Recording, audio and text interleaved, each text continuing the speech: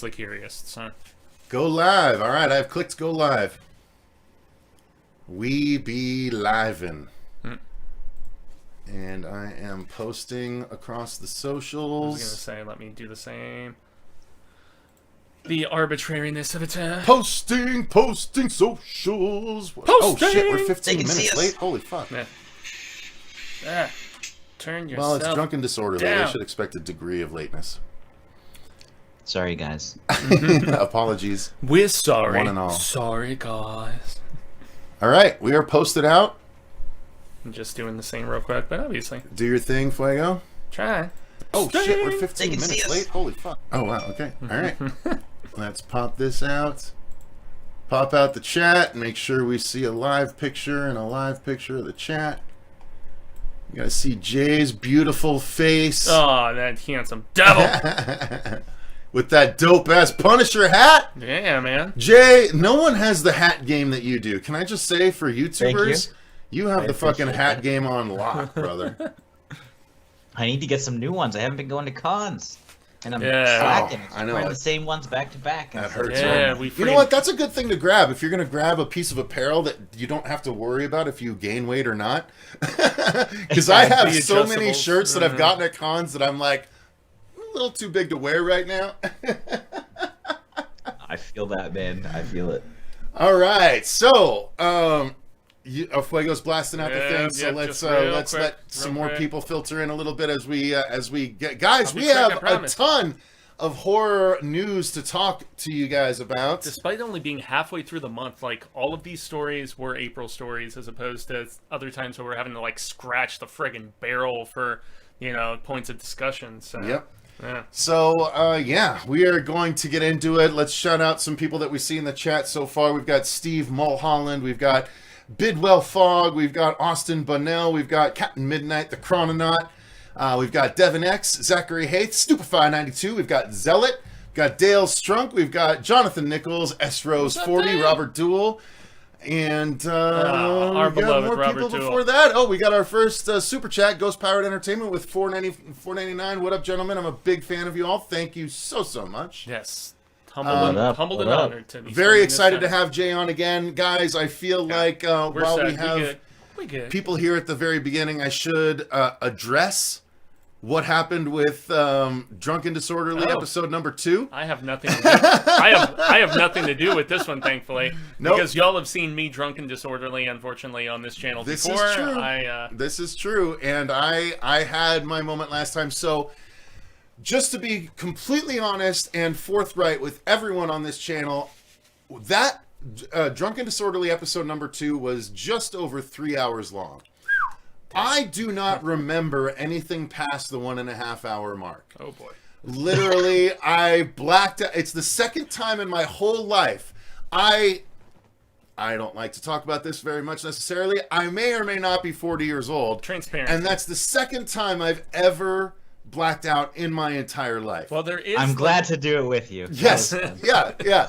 And there, but there are those situations like Sunny Delphia told us where there are brownouts where you kind of remember. Oh, I get those like every Saturday. Bits and pieces. That sounds like a Saturday for It's like Jay. a vague recollection. Sort of thing. I've been there No, far but too many times. but this one, I swear to God, I was having a good old time talking to Jay. I was like, yeah, this is fun. And then the next thing I know, I'm waking up the next day to a message from Jay going, hey, bro, how you feeling? And I'm like, ooh, not very good. And he's like, Anytime it's prefaced with that, apparently right? it got pretty intense last night. I was like, really? I thought it was good. And he's like, no, apparently things were said. And I was like, oh, shit. And so I put on like maybe, it must have been 20 seconds of anything past that 1.5 hour mark. And I was like, ooh, I don't remember it that at all. What did I just say? Talking that. What did I just say? Yeah, because Jay was like, you were saying you were getting things off your chest or something. Yeah. Like you were talking. That's almost like a muscle memory situation, I would estimate. I mean, felt if you're bad. It was one of those probably in vino veritas situations slightly, but at the same time, it's not the way I want to portray myself. So I pulled it down the very next day. So this Drunken is not the Disorderly way. episode number 2 was up for, I think, all of 8 hours before it was pulled down. Simply because we slept in. Yeah, pretty much. But thank you very much to Jay for forgiving me for anything that I said, because apparently the parts that I tuned in toward the end, I saw comments saying, guys, let's say something nice about each other. I was like, wait, what? Like, if we were at this point, like, what did I do? So allow me to apologize for my behavior if I got unruly or unnecessarily honest, as I like to probably say when I'm in that state of being, but or disorderly as it's yeah, I mean, described. literally, we lived up to the name of the program, and I don't intend to do that again, and I need to apologize to all parties involved, because it's not the point of this. The point is to get drunk and have fun talking about horror and anything else that might come up. It's not the take this time to shit on other people, show. So, That's right. Amen, man. So I do apologize for being the guy that probably did that. I was probably airing out some dirty laundry that didn't need to be aired out, but nonetheless, that's not the point of this show. The point of this show is to have fun and talk horror, and that's what we're going to do. So I'm no longer going to focus on that. And I think enough people have filtered in to... I'm so happy I watched the whole stream that day, says Corey. Boy. Oh yeah. But you're a special Black one. Fun. I'm glad you were able to see some of the Michael Myers and Yeah, you... Jason The Jason Freddy mask. Yeah, that's cool. right. I had totally forgotten we'd done that until you sent me the picture of you. I was like, did we have masks on at one point?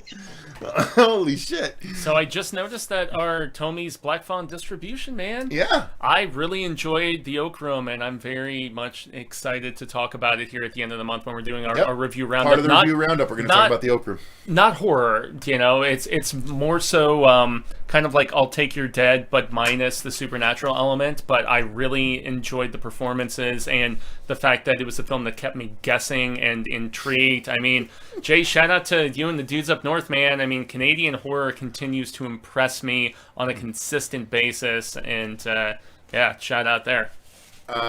Diva Duck says, I remember everything.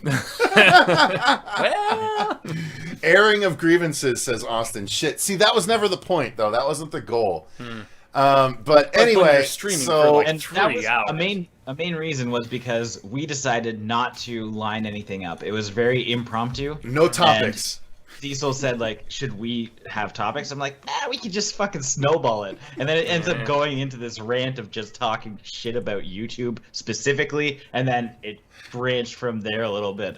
So now we have topics. We have lots of stuff to actually discuss that Yes. you'll probably find a little bit more valuable than us talking shit. Lots of stuff, and Yeah. I've prepared little graphics and such, so it's going to be a little more interactive. I do appreciate Jay because obviously he remembers a bit more about it than I do, and I appreciate him for being willing to come back after everything that You're happened. blessed in that regard.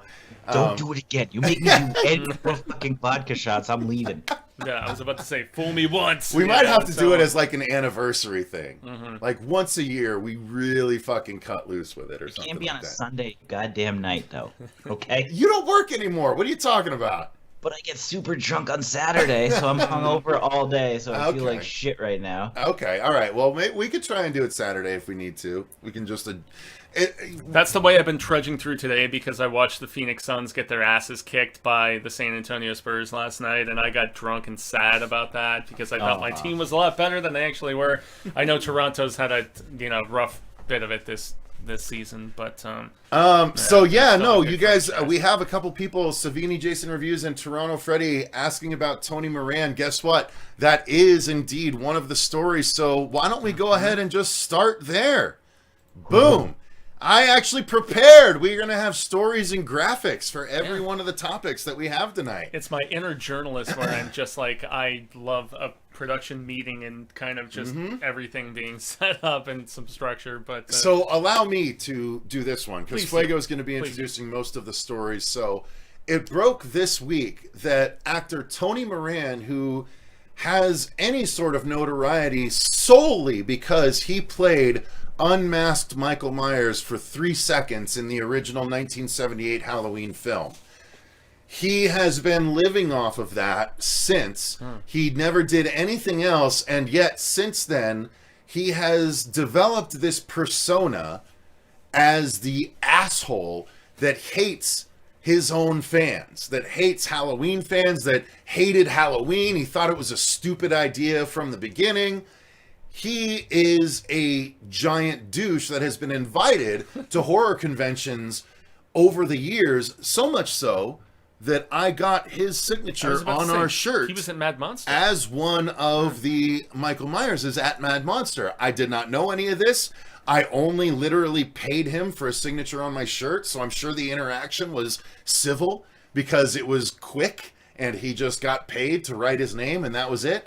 But apparently, well, not apparently, but a video surfaced this past week that was someone's edited together compilation of all of these interactions that he has had at various horror conventions throughout the years, where he's not only talking down about Halloween, he's telling horrible stories out of school about things that may or may not have actually gone on set involving abuse from John Carpenter to his wife, as well as rumors about Jamie Lee Curtis supposedly sleeping with everyone on set.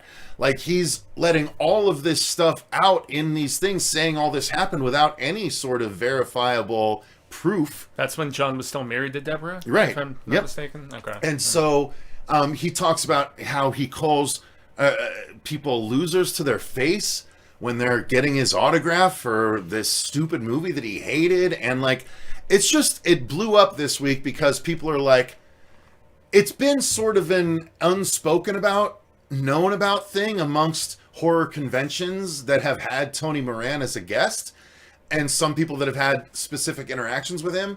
But I think this week it sort of went bigger scale than it had ever gotten before. Boiled over. And so everyone's been talking about it. Now, obviously, Fuego and I talk all the time on the channel, so I'd love to get Jay's opinion to start off on I this have one. a story. Oh, great! Do you? Damn, dude. Yes, perfect. If Black Fawn is still here, they can vouch for this one because Okay. it was awkward as fuck.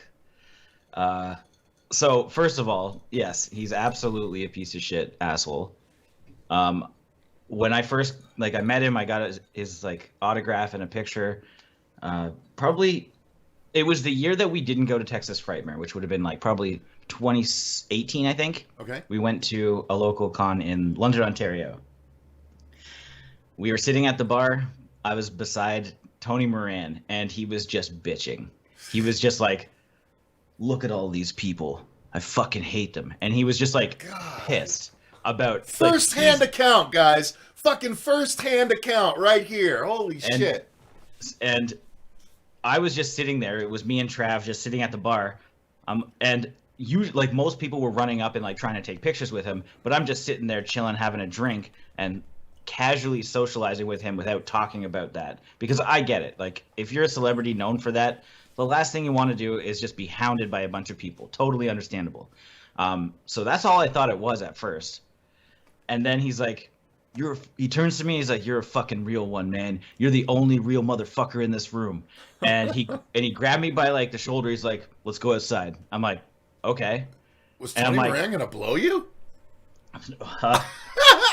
No, it's not that. No, but he was gonna bro him and bro him and just Sorry, So what? It was weird, but like, there's no way I'm not doing what Tony Moran said. I'm a huge fucking fan up until this upcoming point. Okay. Like, right, there was nothing for me to know that he was really a dick other than him just like getting mad at that isolated circumstance, like situation.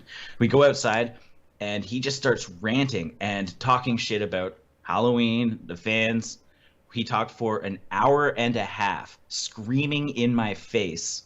There are pictures that Black Fawn took, and they tried to like break it up because I thought he was gonna beat me. Like, it looked like he was gonna fight me, and he literally just stood there screaming at me for over an hour at Shockstock. Yeah. Whoa. So then he knew that you were kind of a coverage person within the horror community, or no, he didn't. That's what I was curious Even about. though I was wearing a Bloodbath shirt, I don't think he knew. And I didn't act like a fanboy or anything. So he just thought he could vent to me. And then he started going on about his past relationships. And he's like, you're in love with someone and she's a fucking bitch. And he just kept going on talking about, I'm like, well, I'm not, first of all. So like, I didn't, but I'm like, well, not really. He's like, but you're crushing on someone. Like, there's someone you have feelings for. And I didn't. And it was just like, he was very adamant about getting whatever information he wanted off of his chest about whatever past relationships he had, and he was trying to give me all this relationship advice that wasn't relevant to anything. And so he was just yelling at me about shit that he went through, and he talked about his past and how he was like abused as a kid and all this stuff, and various fighting throughout his life. Well, we see the cycle continues in that regard then, if that stinks. And so he continued, and so like I know way too much about this guy from him just like telling me everything about his entire life. It was wild, and I will never forget it. And I am like Chad, you know Chad from Black Fawn, he saw it go down, and shout out Archibald. Yeah. He like ran up, and he's like, he was behind Tony at one point, like, I'm gonna try and get you out of here, but I also want a picture. So like, so he just like ran in to like talk to me and turned around and just got like a selfie with Tony. It was fucking weird. And then I don't know if it was Trav or Benner or someone, or maybe Chris G was like went and just like took a couple photos of him just like yelling at me, and you can tell like I was not having a good time. It looks like I'm all slunched over, like, stop fucking yelling at me. I'm drunk and I don't want to hear this. Are you going to punch me? Because if you do, I'm not ready for it at all. This guy's he's a fucking stocky beefcake, dude. Like, he would crush me. Damn. But it was wild, and I can absolutely firsthand confirm that he is this person. I mean, you've seen all the footage anyway, but this was him confiding in someone he thought, like, he didn't even know me. And he was just airing out everything. It was fucking wild. Yeah, and this story feels like the epitome of a con story, if I have ever heard one, in the fact that, I mean, the randomness and the unexpected intimacy that you get from some of these people. I mean, we had one of those with Lance Hendrickson a few years ago, you know, where he was just, you know, sipping that wine and talking very candidly about roles he liked and didn't like and whatever, but nothing to this extent. So. Yeah, like, that's usually cool. And I think the most awkward part was I had not got a picture or an autograph yet, because this was like night one or something, so I was gonna hit him up in the morning, and so I did, and that basically exposed me as being a fanboy. Oops. And that's where I was curious. And like, he just kind of looked at me, and even when I was talking with him, he was just trying to constantly talk with the next person. He had no interest in talking to me anymore, because he knew that he talked to me about something, and I don't know if he remembered what, because he was him. But yeah, it was fucking weird. He's a weird guy and a dick. Thoughts on it for you specifically? I mean, so he was only in the first film, if I'm not mistaken. Yeah, just that 3 seconds. Just that only when the mask actually came off. Oh, okay. So when we got an actual 3 seconds, reveal. literally. Okay, yep. okay, yeah. That actuality was beyond me. So, you know, it's a tough thing when you're only known for something singular and particular like that, but yet it's still so pivotal in a lot of people's lives. There's two sides to every coin, but I think you need to be respectful of those who revere you, because there is this, you know, kind of asshole-ish fashion, which happens with a lot of people, you know, where they're renowned for something, but they're not as fond of it as the people who like respect it and love it so much. And so, yeah, but I don't know, just the way I was raised, like, just common respect to every fellow human is an important sort of thing. And, you know, despite the rigors of, I mean, he's being paid to be in these sort of situations, so it's like, to complain is kind of beating a red-headed dead horse in my estimation, you know, so I don't know. Yeah, I think it's stupid to accept the money from all of these people that love the franchise and have such utter disdain for each and every single one of them. Like, be a better person and don't fucking come to the conventions if you don't like any of the people there. Like, don't Right. be a douchebag that just wants to accept the money of those people and in the same breath call them assholes for liking what they're fucking paying you for. Yeah, it's like, You don't fucking complain, douchebag. Don't complain all the way to the Someone bank. sends them 8x10s and just send them through the mail if you don't want to interact with fans. Yeah, exactly. Like, fuck off, man. Just stupid. Ugh. Good So- times. So remember when we were like, "Oh, we're totally not talking shit this episode."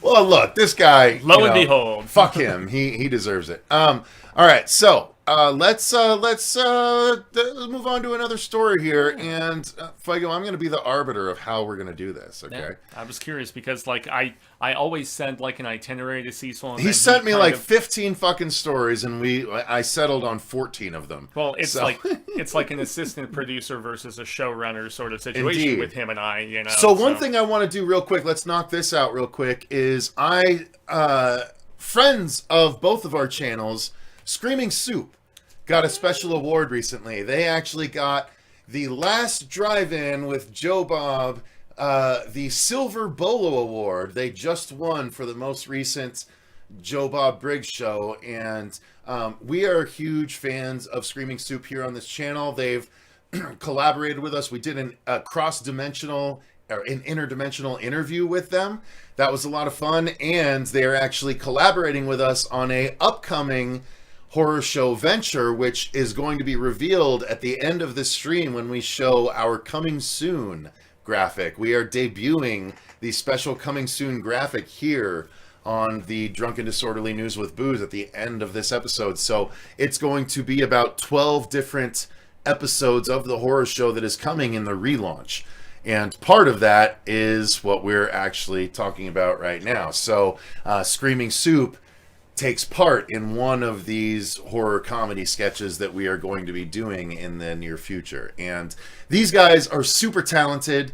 Dead West and Mandy, of course, talking about horror from another dimension. And they're just fucking awesome people. And if I'm not mistaken, Jay, they have a collaboration with you in the not too distant future. Yeah, and we've also collabed prior as well. We Sure. reviewed the stuff before where Oh, man. and this is like one of those unique situations. So like Screaming Soup, it's all animated and it's just an interesting way to collab. And so basically he took over our show and you have Dead West behind our red table at the time and on our set, and then we got transported over to his, and so you've got all of his characters running the show like, who the hell are these guys? And we both reviewed the stuff on each other's channels in kind of the same style that we usually would, but like kind of looking around like, what's going on? I realize cool. I'm a shit actor as far as like trying to do this cool world type stuff. Yeah. I'm bad. Shout I'm out like, Brad Pitt. Yeah. Yeah, I love what's that movie. happening here? Wow, what a weird dimension. It's fucking strange. It is fun, and I am so happy. If there's anybody that's more deserving, like, it's like they definitely deserve everything. And it's a shame that they haven't blown up because the amount of time and effort and the collaborations, like, they're constantly trying to integrate a lot of different YouTubers and horror talent. Like you see Joe Bob, you see Darcy kind of walking around, Homicidal Homemaker, Hello Horror. There's everybody just kind of shows up, and it's amazing. If you have not checked them out, check them out. I have to watch that video now because I just can't get enough of the stuff, man. I mean, and somebody has to keep the world safe for ice cream. So, I mean, Yeah, holy I shit. need- I I love need that a- movie. I need a Chocolate Chip Charlie spin-off movie. That's what I want. Amen to that. Okay, so Savini Jason says, Cecil, are you going to be discussing Dylan's New Nightmare tonight? Probably not. There's not many updates there. We're going to be launching the new campaign in June, and we're probably going to be shooting in September. So I guess that's updates. Pretty concrete ones, actually, now that I think about it. So yeah, there you go. There's your updates. That's as much as we need to say about it, though. We got a lot of other stuff to talk about, so let's jump into one of the three. Hold on. You fucking pump the brakes. Are you even drinking? Yeah, bro. Do you not see this shit? Bullshit. This is my second one. I think you had shots poured up here if you Are want they to. poured? No, they're not poured, but they can be right now. I was about to say. All right, Jay's Fine. fucking. You got an itinerary. Yep. No, you're right. Well, so I honestly want to straight up ask Jay because he's a horror. Where are your insight. shots, bitch? Well, Jay's not a doing horror. shots. Jay's a Oh, horror but we insight should. that I Well, we should. have like major respect for, dude. Do you have an early front runner for your favorite within the genre so far this year, or at least something you want to shout out that you weren't Ooh. expecting? I mean, I can guess probably his at least runner-up. I don't even know. It's the Hunky Boys. Yeah, it's definitely up there. Psycho Gorman, dude. It's gonna be on Shudder. I can't friggin' wait. It's hard to tell what stuff came out, like, because you go on IMDb and like half of it says like 2020, 2021. Like Yeah. Possessor didn't, like Possessor, if that's 2021, even though everywhere it No, says it's 2020. It was 2020 for us down here in the It States. was 2020 for sure. Yeah, Oh, so I didn't get it here. I don't think in time. yeah, I that don't was know. Cronenberg's kid, I'd have right? to check my letterbox and see like what. Halt! Everyone stop! We had a super chat from SpootDev, aka Media Kraken, aka probably our, well, I'm not gonna quantify how cool our patron is, but he is one of our favorite patrons. Media Kraken is dope. He says, pour him and drink him. Oof. So here we go. Yeah, thank you for Need only to take pouring. a break. Thank you for For only pouring half SpookDev, of aka this. Media Kraken, aka one Yeah. of the coolest fans in the Yeah, world. yeah, I've got the And little Jay, thing. thank you for coming back after last time. for having me. Much Cheers. appreciated, gents. Cheers.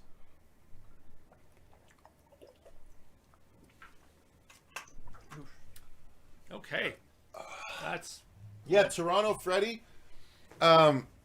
Yes, Ontario's in serious lockdown right now, and their Freddy is from here, so we have to wait until the borders open back up. That Yeah. is the case. We are waiting on Arizona-Canadian borders, but even besides that, we are going to be running another campaign first to try and raise the remaining capital and hopefully a little bit more, so we can really make the film that we wanted to make from the beginning. But it's going to be so cool. I was just with Vince and Renee helping make Renee's newest short film. Yeah, I was just gonna this say. past weekend, I went up to Flagstaff. yeah. And Renee just had a birthday, so Yep, happy Renee just belated had a birthday, to so Mr. Rivas. lots of cool stuff on the horizon. So yes, Savini, Jason, please don't give up hope. There's lots of cool DNN stuff happening this year. Don't you worry, that shit is happening, and there's a possibility to tickle their balls a little bit, Jay. Whoa. There's a They possibility don't have balls. that if Jay is still in his 5 to 6 month no working period, that maybe I could convince him to perhaps come out and help out with the production. Pay him for his time, of course, but who knows? Maybe Jay can come out and be a part of the Dylan's New Nightmare team. That would be interesting. Putting him we on the definitely- spot on the live stream right Yeah. now. We I was about to definitely say. need to think about that because I know you don't like. I don't flying know. and stuff I don't right know now. when, if or when I get that job, like a new job. Would it be before So September? yes, we will talk. September 17th is the day that I reevaluate my whole situation, Okay. and when I would have to start looking for a new job at that moment. So it's kind of like around that time. So We'll talk. that's when we can talk, I think. Okay, Yeah. we'll talk. To go back to your question, I was looking at my letterbox. Yeah, I wasn't I'm looking at mine right now too, Jay. I'm like, what would I even Psycho say? Gorman is definitely up there, and Violation so far. Violation, I absolutely loved. I know That was a good that's- review on your channel. That you got hit in the gut with that one a little bit. Yeah, and I think a movie that can do something like that has to be notable. Like obviously not everybody's going to resonate with it, and that's totally cool. And I know it's going to be more of a polarizing film. I loved it. I thought. Did you watch The Nightingale? It feels like it would be a very Nightingale-esque movie. I have not seen that. No. At least as far as the revenge aspect goes. The like, revenge I and mean, the heaviness of the actual event. Yeah, I was about to say, this stuff is something that made me reevaluate Ice Cream or Soft Serve or whatever, and Violation, if I'm not mistaken, most definitely did the Got same some ice thing. Oh, that's right. Yeah. Yeah, that's with right, the yeah. bones and yeah. All right. That woman was on. She had something to prove. Holy crap, and rightfully so. But man, she went for it. Matt Holy Godfrey, shit. I'm not going to say exactly what, or not Matt Godfrey, sorry, Chris Bethel asked. Matt Godfrey, Cecil and Jaime can't drink with Jay. We are right now, but okay. Chris Bethel asks, any possible cameos if you make more? Possibly. That's all I can say. Possibly. All right, so let's move on to the next story here. So, I mean, do you have a favorite so far? This year? Yeah, I mean, I was looking, dude. Sacrifice was one that I really enjoyed. The Reckoning was better than I was anticipating it was going to be. Up there as the best of this year for me, though. I honestly like Seder. I thought Seder was really inventive and Seder very was refreshing. Not as impressive as I was hoping it was going to be. Well, the fact that one guy... Did you see Seder? Sator? It's a strange, like, kind of backwoods, but, cult sort of situation. The same guy was the star. He wrote, directed, cinematography, composed the music. This isn't arranged by year, so I have no fucking idea. Yeah, that's what's tricky. It's that's why I have a list where I'm like, everything I've watched in Turn up there, I think. Really, though? Yeah, I enjoyed it. It's not like my number one, obviously, but it is currently in my top 5 because I haven't seen that many 2021. I think that Jacob's Wife is probably going to be on my list. I haven't seen it yet, but I can almost guarantee that I'm going to like it. So many people have put out reviews already. These fuckers. Dude, how does the horror miser get access to this movie before it's actually on Shudder? Chris Stuckman put out a review. Monty G put out a review already. The same day Chris Stuckman did. How does Monty G get access to a movie we don't get access to? Well, we need to make sure we're emailing these companies. We're not. And then, well, yes, that's... Do it! Oh, there is your reason. That's true. Journalism guy? Yeah, because Jason Smith is getting access to stuff even I before don't get us it. It's not right. You know? We should be reviewing these because things. nothing is in theaters right now. It's all going digital. They'll send you a screen. I literally have to check our review playlist to see what the fuck we've actually reviewed in order for me to see what fucking movies I would quantify. I thought Sun was very interesting, the one with Emil Hirsch. I like that. I want to see that one. Yeah, that one was far better than I was anticipating. Not a perfect film, but I was happy that he returned the horror and just the whole reveal about what this Sun was actually all about. And even though it's not quite horror, Nobody, the one with Bob Odenkirk, it was a blast, and I really enjoyed that. Hunter was from last year.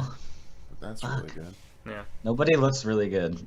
I think one that you might like, Fuego, that I didn't like, but I know that a lot of people are going to love it, is Honeydew.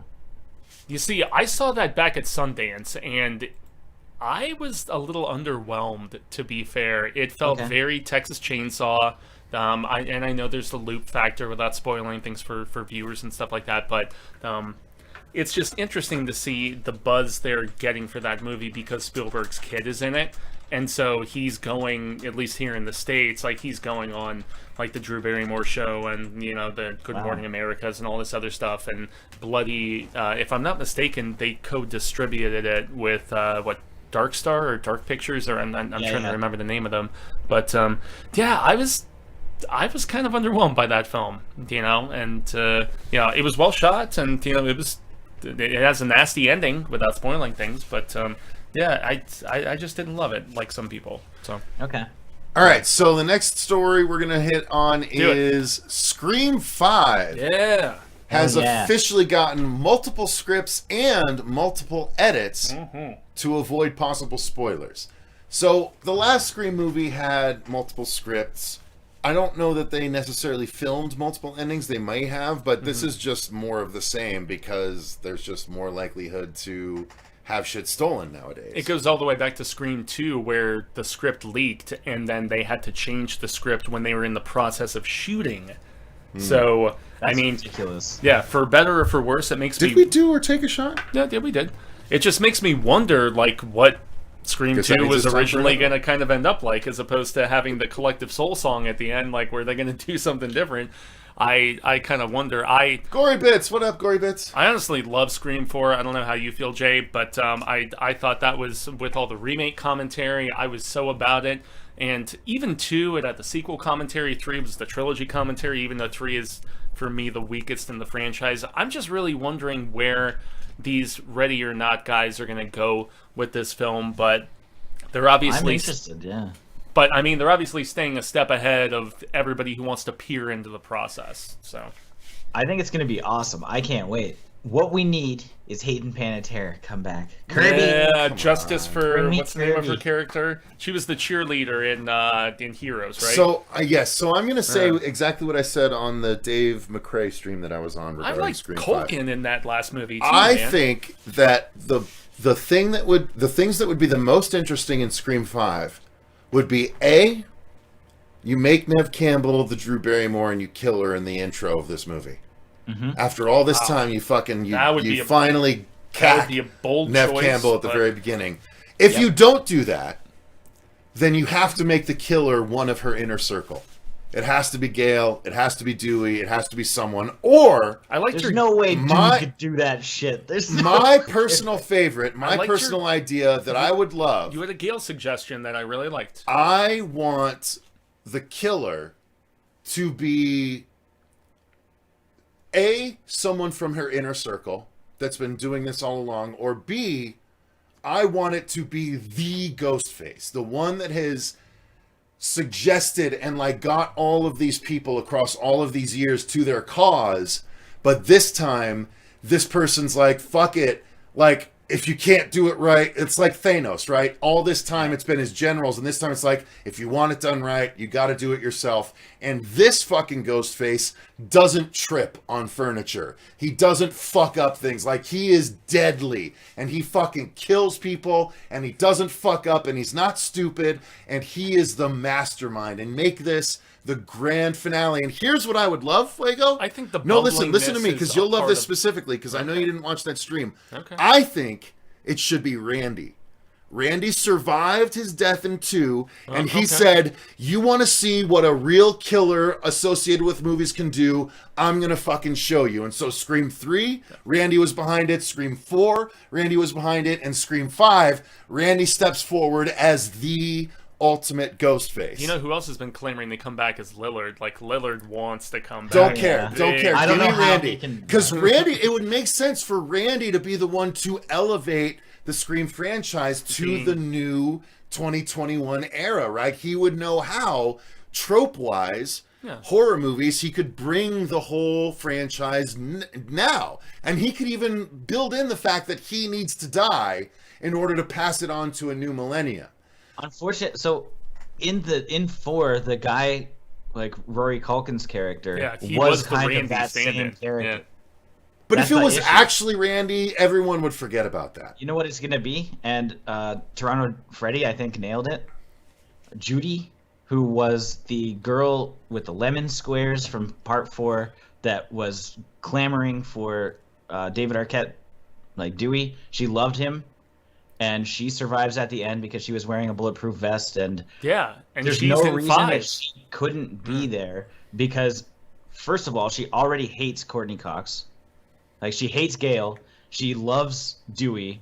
And an easy way, she's already baked into their lives. She knows all information about all the Baked into happenings. their lives. Judy is going to be the killer. I truly believe that. It Okay. just makes no sense. All right, And fair enough. And I mean, I hope that's not it, just so I don't, like, you know, you never want to actually guess it. You kind of want a fantasy book and you want to figure it out, but you don't actually want to figure it out. I want to be surprised at the end, but Judy is the most likely person as it stands, I think. Well, that was where 2 was probably my favorite in the franchise because of the fact that, I mean, maybe those script rewrites were what brought about having somebody I did not expect be the killer or multiple killers, you know, so.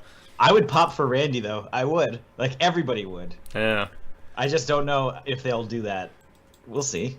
I'm down with it. Yeah. All right, God, I'm we have down so with many the Jamie stories. Kennedy Okay, so I'm going to move suggestion, on to another story here. Okay, do it up. Do it up. Okay, so And by next the way, up, Scream 5 coming out January of 2022. let's talk about the fact that they're already planning Saw 10.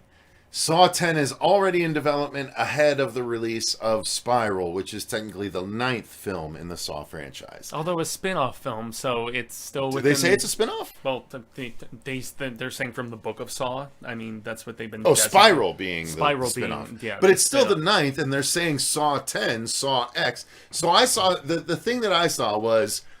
It was funny to me because it was like Saw 10. It's the 10th in the franchise, and it makes sense.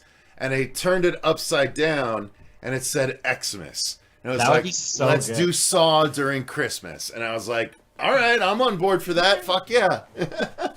Yeah, like we'll get a bunch of Christmas light kills and all the Christmas kills that you hope for when you're watching a Christmas movie that somehow just never fucking happen. You're just like, come on! It was set up right here to do this awesome Christmas-themed kill, and you just forgot? Well, Saw 10 absolutely could. I have to say, one of my favorite Christmas kills is something that I did in one of my earliest short film things that we filmed called Private Residence, where it was two guys looking to rob a house, and when they go in, it turns out that the house is it's a serial killer's house, and when they go, they find people dead, including a Jewish guy that's been strung up by Christmas lights. And I was like, yeah, I'm so smart. We got a Jewish guy strung up by Christmas lights. Yeah. That is like deep, man. Awful irony in that regard. But yeah, I'm hoping they go a little deeper than that. But it's I'm excited for Saw 10. I'm excited for Spiral. Like, it's a franchise that I enjoy. It's not the best, but I enjoy it. I just have to chime in that the Christmas kill that bothered me the most was from the Silent Night remake, where the softcore porn chick is put in the wood chipper. That scene just really bothered me a lot, man, because it's really brutal and it's I don't know. It's like it upset me a lot, to be fair. Your thoughts on the Saw movies or Saw 10, Jay? I absolutely love the Saw movies, even as ridiculous and fucking crazy as the timelines interweave, and you're just like, how the fuck did this guy plan this much shit for that long? I still love it. Like, it's just so campy at this point. I mean, Spiral's gonna bring it back to a more serious, it almost looks like Seven, which is awesome, and Seven's one of my favorite movies of all time, so I am very excited for that. Like, Spiral's gonna be awesome. Saw 10, give me all the Saws. Just keep her going. I don't care. Just don't do this. Don't do Space One. Cut me in half, baby. Like, I don't want it to get it that cheesy, but like, it's okay to have some camp. I'm cool with that, but I don't know if they will. I think they will just keep it really, really serious. But I think you run into the issue, especially with like big releases, is that if you're doing as much gore as Saw, you can't be too serious, because then it's like, oh, pump the brakes on this project. Not a chance.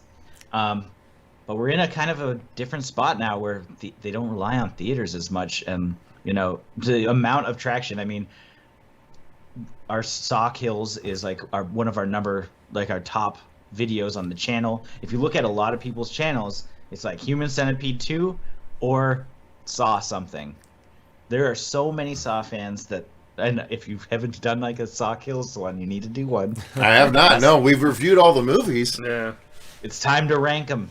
I don't know if we ever did a ranking, but I watched them with my bitch ex-girlfriend, so she's not here anymore. So well, and that's the thing. Jay raises a very good point about the fact that when gore is excessive, people stomach it a little bit better. Well, you fucking watch them through, and we'll do the ranking finally. Well, I mean, the point I was trying to make is when gore is a little bit more excessive like that, if there is the camp factor, people digest it better, because, you know, back to that Silent Night remake, that's a really mean-spirited movie, man. It's nasty, and there's not really any humor in it, and probably why they're trying to remake it again right now. So, yeah, we'll see how that goes. But that, I mean, I don't know. Maybe Toronto Freddy agrees with you. From, if I'm not mistaken, from your reaction when we did the most recent thing, I can't take Chris Rock's serious acting seriously. I think that was more so you than me. No, I'm fine with it.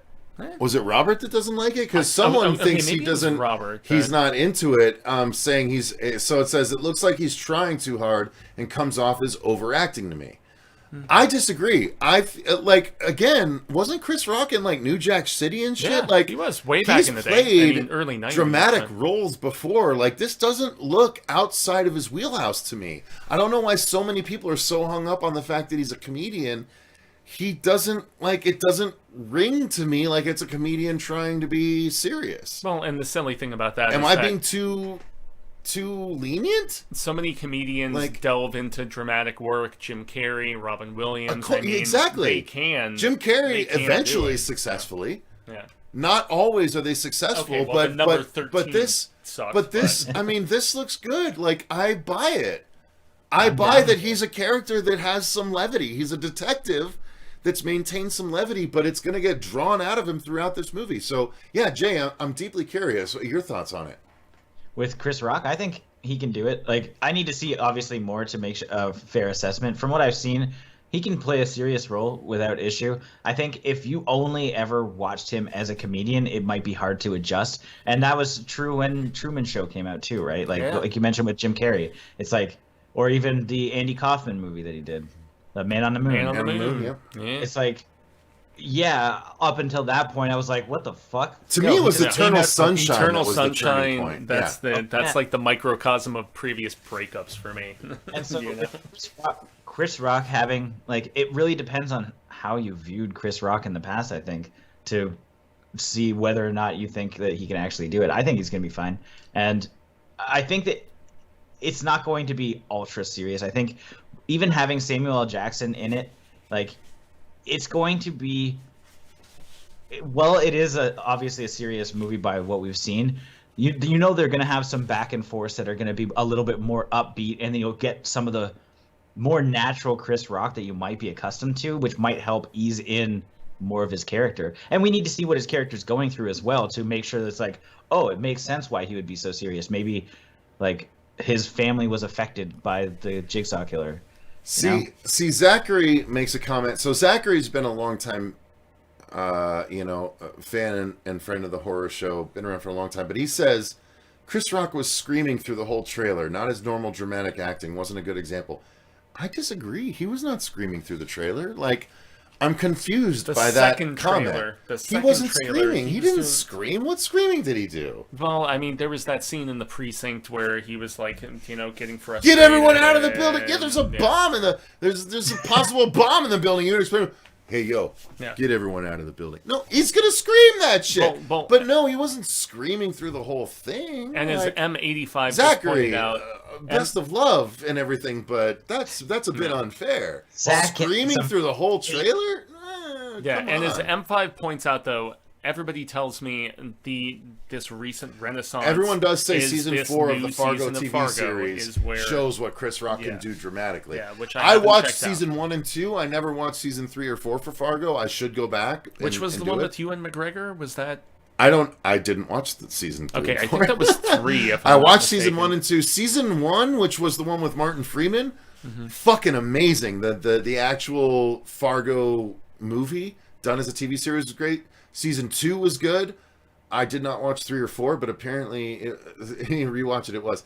Okay, fair enough, Zachary. Fair enough. I'm just like, I love you, Zachary, but I'm just surprised that I did not see him as screaming through the whole trailer. So I only watched it once because I don't want to dig too much into that one. Okay. I want to kind of be completely fresh when I watch that movie. So Michael M says, I for one am thrilled for the fresh take on the Saw series. Love that. Yeah. Repeat Reanimator on Twitch. Is that the Groom or is that Reanimator? I can never tell with their screen names. I think they have different accounts, if I'm not mistaken. Reanimator or the Groom? What's up? Yeah, hello. Exactly. Hello, guys. Zealot. What's up, Zealot? 3 was Ewan McGregor. 3 was Ewan McGregor. It was great. Okay. Because he plays 2 different roles. So let's move on from Saw X. We still have like fucking 12 or 13 stories. So here we go. Yeah, I know. All right. Well, let's hit a smaller one real quick. So Slumber Party Massacre is being well, Jay, you say that. The remake is going to the Sci-Fi Channel, at least here in from the director of the Banana Splits movie. I saw that. You're okay with this? I am okay with this because I didn't have a big attachment to Slumber Party Massacre, at least number 1. I love 2, dude. Up. 2 is number great. 2 is awesome. Yeah. 1 is fun and it was interesting. I mean, it's got its fucking weird, wacky moments. While you talk, Jay, Fuego and I are gonna drink some water real quick. All right. Yes. Cheers. Exactly. Sip slowly, pals. Oh no, I have to go 40 miles back. After this. So Slumber Party Massacre, I think that if it's going to be almost like a very similar reboot, you can't really fuck it up, to be honest. Work in some of the tropes from or some of like the standout moments, like have a weird neighbor that comes out and is looking for snails for some reason, even just for 1 second, it'll be good. Banana Splits was boring as shit. Unfortunately, the kills were awesome. The kills were better than the Willy's Wonderland. Yeah, so like there is potential there, and since like if are they writing it? Like I don't know if they're writing or just directing. If it's just directing, then that seems good. Sci-Fi doesn't really skimp on gore, and if there's anything that needed to be upped a little bit from the original, I think Slumber Party Massacre could have had a lot more gore. And so I think if they it's a really fucking easy concept to, like, you can't fuck it up. People are hanging out in a house, and you got a killer killing them. That's it. Like, just don't make it 2 hours and don't make it boring. He has a mechanical drill though, so I don't think I've ever actually watched the Slumber Party Massacre movies, to be honest with you. No, not even the second. So it's a drill? one? It's a drill that he uses? It's a drill, yeah. Okay. The second one is it's crazy, and it's a guitar with a big it's all rockabilly and shit. Yeah, I remember the key art for it. I really like too, but because there's certain series, Jay, you know this. There's certain series where like just randomly you'll have one good one in a sea of shit, which Fuego and I have just basically, outside of one movie, finished traipsing through the Prom Night series, which has basically 1 out of 6 movies that are worth your time. Which is Mary Lou. Mary Lou Prom is Night 2, awesome. Yeah, that shit is literally really one of the good. top 10 80s horror movies. It is that good. But the rest of the movies are literally that bad. Slumber Party Massacre 2 is one of those as well. Like, it is, okay. It's one that you watch, and you'll never forget because it's so fucking weird. See, I feel Texas Chainsaw 2 was of that ilk as well. Very similar. Yeah, it's like as wacky. Okay. Maybe it's not wackier. I don't know. That's a tough one to compare. I need to get around to it. I need to get around to it. We have we shot a review for Slumber Party Massacre fairly recently, so it's really fresh in my mind. And it is a good movie, but you can definitely tell it could absolutely get the reboot treatment so long as they show more gore.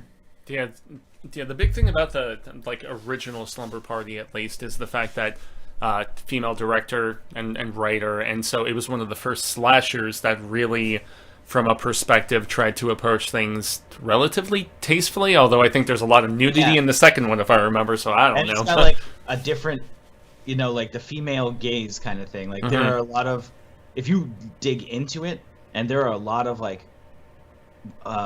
just articles and editorials just on the feminist outlook of it. It's really cool to look into, and you can definitely see obviously even just the way that the cover is. Yeah. It's looking okay, this is Drill and his dick or whatever. As his dick. So there's certain situations that are okay, I understand what's going on here.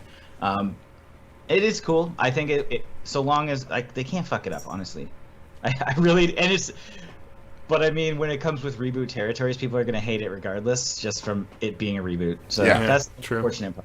Although I have to say, Sci-Fi, Blood Drive was one of the biggest, most evident examples of that. That started off so strong, but they have pulled, filtered out. But to evoke the fact that they've pulled back their violence quotient, it is almost like a pay cable channel as far as the violence Sci-Fi allows. I don't know about sex and language and stuff like that, but as far as gore, they've kind of loosened their constraints a little bit. So yeah. All right, let's move on to the next story. So Jay, let's get your immediate thoughts on this. So apparently Dracula's Renfield is getting his own feature film from Universal with Robert Kirkman at the helm. They've been talking about this for a while. Okay. So Robert Kirkman, of course, the man behind The Walking Dead and Invincible, as well as Outcast, if you watched it. Renfield is one of those characters that is in so many movies that people just don't really know, I guess. Mm-hmm. And I think that would be a really cool story to explore. Why is he so obsessed with being this kind of right-hand man? Does he usually just eat bugs or something? Yeah, well, I thought it's because Dracula hypnotized him. Right. So he's got a life before that. True. And who explores that? I'm sure that's probably what it'll touch on. Everything's an origin story these days. I'm cool with that. And Robert Kirkman, can't do much wrong. Personally. Honestly, no. One of the topics was Invincible. Have you been watching it all? I have not watched it. It's good, dude. Do you know about it? Yes. Yes, I do. Okay. It's on the list. Jay, like, watch it. Oh wait, hold on. Is that the one where the guy just gets powers and runs through the building or something? It's What the hell? It's like basically Amazon's Invincible animated is equivalent of The Boys. Spider-Man with Superman powers. It's The one where he takes the pill? Is that what I'm thinking of? No. So Fuck. so Invincible is basically Robert Kirkman, who created The Walking Dead, did his own Spider-Man, except he's basically Superboy. But what he did not do is shy away from gore and violence. And basically what happens is, so the show is about Mark Grayson, this kid played by Stephen Yeun, who played Glenn in The Walking Dead. Okay, so he is this young teenager whose dad is Omni-Man, basically Superman, played by J. Jonah Jameson, aka I'm trying to remember the name. J. Jonah Jameson from the Peter Parker, the Tobey Maguire Spider-Man movies. Okay. What's his name? I'm trying to remember the actor's name. Fuck. Okay, he was in Whiplash also. Anyway, that guy. So That guy. basically he plays Omni-Man, and at the end of episode 1, Omni-Man kills the Justice League. Like, takes them all down, and we have no idea why. And the show is what happens after that, and basically it turns out that Omni-Man is a member of a invading race of aliens that is supposedly supposed to help Earth, J.K. but is Simmons. actually meant to conquer Earth. Okay. And that sounds really dope. it's the gore is in fucking tense. Yeah, they don't hold back. So yes, Invincible. If you guys have not watched it, watch Invincible. J.K. Simmons, thank you. We got a bunch of people going. J.K. Simmons, yeah. J.K. Simmons, Oh, J.K. that's Simmons. awesome. Yeah, Whiplash is like one of my favorite movies. he plays dude, Omni-Man. Whiplash as a drummer So myself, it's like, really holy fucking shit. good. So Jay, So good. if you don't have Prime, I'll give you my login. I- Fucking watch Invincible. It's so fucking worth it, dude. It's going to be a 10 episode first series, but here's the thing: there's some sort of high school drama stuff that lingers in season 1, but it gets beyond that so fast. So one of the episodes, Jay, here's the thing: the bad guys are this group of aliens that show up, and then the superheroes stop them, and then they go away, right? But they show up days later, but because they're an alien race, they've actually Hold on. Everyone's saying you're spoiling it already. I'm not. Yeah, Trust well, me, I'm no, not. you kind of are. No, I'm not. Trust me. Little bit. So this one episode, so this alien race shows up a few days later, but they've actually evolved hundreds of years in their time frame. 'cause time doesn't So now pass they in come back to try and conquer Earth again. I'm not spoiling anything. Trust me. Watch the series, you guys. I haven't spoiled anything. I've read all 100 and whatever issues of the series. I have all 100 issues of the series, 100 plus whatever. I'm not spoiling anything. Just trust me. The low key flex on the comics. Love it. A little bit. I'm spoiling the end of episode 1, yes. Just to come to your defense. Episode 1, I'm spoiling the end of. Forgive me. But this is a 148 issue series that I am not spoiling. So just to come to your defense, though, the reveal that he spoiled, unfortunately, is at the end of the first episode about the killing of the Justice League and stuff like that. It's at the end of the very first episode of the show, the pilot. So. You guys are fine. Yeah. Just trust me. But it Watch is a big reveal, so maybe Alright, we whatever. should I have held off apologize. on that, because I was shocked. Although- anyway. It is like the one thing that was said that made me want to watch it. So Yeah. if that There you helps- go. That's what I'm saying. Like And by the time kinda- I actually watch it, I'll forget it anyway. So. Exactly. That's the point. Thank you, Jay. And dude, it's brutal the way they do it, the way he takes everybody out. It's All right. pretty messed up. So we covered Renfield. So let's move on to. Renfield, we just jumped into Invincible. Yeah, You you're didn't kind of spoil right. it. You're kind of right. So here's the thing. It was the Renfield, Kirk- it was the I don't Kirkman care. I mean, he's factor. a fly-eating subordinate. So I would need really good storytelling to make me care about this character. Robert Kirkman is really good at telling stories about characters I don't necessarily care about. So True. I have faith in that a Renfield movie could be good if it's Robert Kirkman and Chris McKay. And That was the other name involved that I didn't write down. Yeah, which is when I see Chris McKay involved, just to chime in, I'm like, are we bordering You Dracula? know what? Zachary might be right. Dracula Dead Zachary. and I Loving think you're It, right. and, you know, with Leslie Nielsen You can kind of and the figure it portrayal out, but- there. I mean, I know Chris McKay has like veered into more dramatic territory with, you know, I think The Big Short and stuff like that. If I'm not mistaken, he's been behind some of those more dramatic stuff, but he made his name with all those Will Ferrell pairings, and so like, will this be another sort of comedic approach? I don't necessarily know. I love Dracula Dead and Loving It. I'm loving it. Yes, exactly. Yes, it's a that's what stupid my movie, co-host John but says it's funny. is his favorite Renfield is from Dracula, and he also said that his favorite Dracula is also Leslie Nielsen. So I watched can't argue against I that. saw that in theaters, man. Leslie Nielsen, when he was doing the comedies like, you know, Spy Hard and all that shit, like The Naked Gun movies are magic. Oh, Even yeah, after those are the awesome. Three Naked Oh my Guns, he God. kept doing them, though. He kept doing parody movies. He was even in, what, the third Scary Movie? Third and fourth? Yeah, You know, where he's like, that's stupid enough to work, you know? And I'm crazy as a fox and all that crap. So, yeah. Leslie, rest peacefully, dude. You were so funny when you segued into comedy. Here's It the blew thing. my mind. This is one of those news stories that happens that I don't know that this will be followed all the way through. Just the same as I don't know that The Invisible Woman, headed up by Elizabeth Banks. is going to be followed all the way through. This could be one of those. I hope. Why? Because why not? Oh, What do you mean? Because the Invisible Man movie was good, but why turn it into No, a it was woke awesome. fest?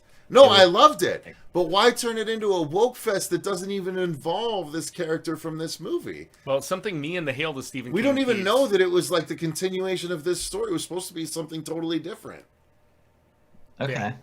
Yeah, something me and the Hail to Stephen King peeps talk about all the time is like they continually announce this adaptation's in production and this like until we see on-set photos where they're rolling and they're actually filming, we don't believe anything at this particular rate. You know, they can announce pre-production started, whatever. I'm ultimately skeptical, especially in the weird world that we're existing in at this time. I have no confidence until I see a trailer a lot of the time. So, yeah. I do apologize to anyone that's watching Invincible that feels like I spoiled when I said certain things. I won't reveal what, but at the same time, Toronto Freddy says, I've watched up to the most recent episode and they haven't said anything to affect my knowledge. So That's good. maybe I'm wrong. Maybe they're just better at reading into things than me. But if I spoiled anything, I do genuinely apologize, because it is one of those series that would be affected. Like if you got to the end of an episode and you knew what was coming, you would be bummed to know but you were at that the end was beginning of coming. the So process. I do apologize if I spoiled anything. I don't think that I did, but if I did, I do apologize. Continue watching though, because the nice thing about Invincible is that every 2 story arcs, he fucking does something even crazier that you'd never expect, and I that's haven't, even more of a I haven't spoiler. spoiled any of that. Is that a spoiler? Yeah, that's a spoiler. No, literally what I Now I'll said- be anticipating. Literally what I said is revealed in issue 11 of 148 issues or whatever the total I've never is. read the comics though, so That's I don't fine, know. but they're only going to do the first season is going to be the first like 12 issues of the series. So don't worry, I haven't spoiled the big things. But let's move on. We did actually talk about Renfield. Let's move on to the next thing here. Okay, hold up though. I have to say, as far as shout-outs for older white men shifting from like drama to hilarious comedy, Lloyd Bridges in the Hot Shots films is dude. on And Airplane. He is Looks like I on- picked the wrong day to quit No, drinking. no. Leslie Nielsen was in Airplane. That's what I and- was saying about No, that. but Yeah. it was Lloyd Bridges and the ground crew where he kept Lloyd saying, Br- looks like I picked the wrong day to quit smoking dope. Yeah, Like, Lloyd Bridges and Hot Shots, man. Oh my god, those Zucker movies are so. Lloyd funny. Bridges and Airplane was awesome. I watched love those. I don't know, like I haven't watched Hot Shots Shots Part Deux in a long time, but Hot Shots 1 is one of the best. It's up there with Airplane as far as I think they're both on. spoofs to me. Dude, I think they're both on par. Where friggin' Miguel Ferrer is running around in part 2, and he's like, "War, it's fantastic." No, to me, the first one So funny. when his fucking buddy dies and he fucking gets launched up into the bottom of the plane and he dies like out the goose counterpart, right? Yeah. And he like gets hit by the truck when he hits the ground. He's like, "Wendy, I can fly." Oh yeah, And then he fucking he becomes like they mount him on the yeah, wall. they mount him on the wall with horns my and God. shit. They don't make parody movies like they used to, man. I do want to say one thing for people who want to watch a good rendition of Renfield in a film. We just watched a shit movie, which is fantastic. It's on Tubi. It's called Blood Scarab, and it's all about Elizabeth Bathory, like marries Dracula, and she's now a countess. So she's like a countess that like obviously is getting all the blood she needs. But Renfield is her like side, like that's her assistant now, and she switches religions, so she's now Egyptian, or something like she praises like the Ra, the sun god, and she's like, and so the god, like the Egyptian god is like, hey, we can help you with like walking in daytime if you just like sacrifice these people. So it's really weird, and it's the most interesting kind of story that I've seen with Renfield in it, and he's the fucking hilarious. If you just like look at him, he's got this like long white hair. He's just like this old ass man, and he just has nothing but like weird dad jokes, and he's just so awkward. But that movie has probably the most nudity that I've seen in a long time in a regular film, and I highly recommend. It's on Tubi, and it's great. Yeah, I was about to it's say shit, but it's good. I was about to say, most nudity I saw in a recent film that shocked me because it was like an awards contender was that Amorite movie with Kate Winslet and the girl from Songbird or something bird or whatever. Southend Rosen? That sounds like a movie you would watch, not me. No, this was a legitimate, and they parodied it on Saturday Night Live recently in the fact that there's been these period piece, like, sapphic sort of storytellings, like, it was explicit. I mean, I enjoyed what I saw, and not to get too candid, but I was shocked. I mean, I know Kate Winslet over the course of her career, she did that movie with Harvey Keitel where she was walking over the coals and she was like showing off the bush and all that stuff, and then even in Titanic, I mean, PG-13. Props to Kate Winslet for being that just confident and just comfortable in her own skin, I suppose. But I was really surprised by that movie. It's not a horror, guys. But all right, well, we got to move on to the next story here. Sorry. So, all right, let's do. We talked about Scream. Let's talk about the next part of the background, which is Predator. So, Fuego, this is a big situation. hit on this one because you hit on the first part. I can hit on the second part. Hold on. Okay. Well, okay, I should say. Oh no, Jay, take it away. If What do you got? I needed to get a drink, but I actually need to hear what you're going to talk about so that I have some ideas to talk about. I mean, the story is officially up on the stream, so if you're watching, you can see what the story is. It takes like a minute for me to... No, you're right. Because I've got a Fuego. Let's all do a drink, because I've got a half shot. Oh, no, I don't. But I can make a half shot. I have to go get it. Okay. Yeah, you would pour it. Well, let's hold on for a second then. Yeah, go ahead, Jake. Go get yourself a drink. Yeah, and let's we'll handle the audience. We'll check out the audience's check out the commentary and the Leslie Nielsen was also in Days of the Animals. I have no idea, Kristopher Harris, what that film is. Michael M says, "Please have a seat," and that's airplane BRB quotes. says Chris Bethel. Dude, Lloyd Bridges as the... I love Lloyd Bridges, dude. As the derpy recipe slate. Picked the quick day to quit smoking dope. Well, even in Hot Shots, dude, where he's talking about like wanting to be a woman and some of those quotes. I haven't watched Hot Shots in so long. I loved the original love Hot Shots, dude. And the fact that they parody... Wendy, I can fly. Well, and Little Sizzling Belly. I still remember... Oh, that's right. Because he puts bacon and shit on it. And an egg, a fried egg on her stomach and stuff. It's so funny. And Carrie Elwes is the bad guy in that movie. Yeah. He is Charlie Sheen's nemesis in it. It's so... Dude, I love Hot Shots so much. See, and I like Top Gun enough where I'd be like, You never closed your eyes like before when I kissed your lips. All right. Anyway. There's no tenderness like before in your fingertips. My comment was for the wrong type of predator. My bad. They're trying hard not to show it. Looks like I picked the Come wrong on, grab your date. shot glass. Okay, Baron Baby! Baron is quoting like Baby, I know Baron Lloyd Bridges has so many amazing You've lost quotes in that movie. that love and feeling. Whoa, that love and feeling. And I have no chaser, so it's gone, and I'm also Cheers, sir. now.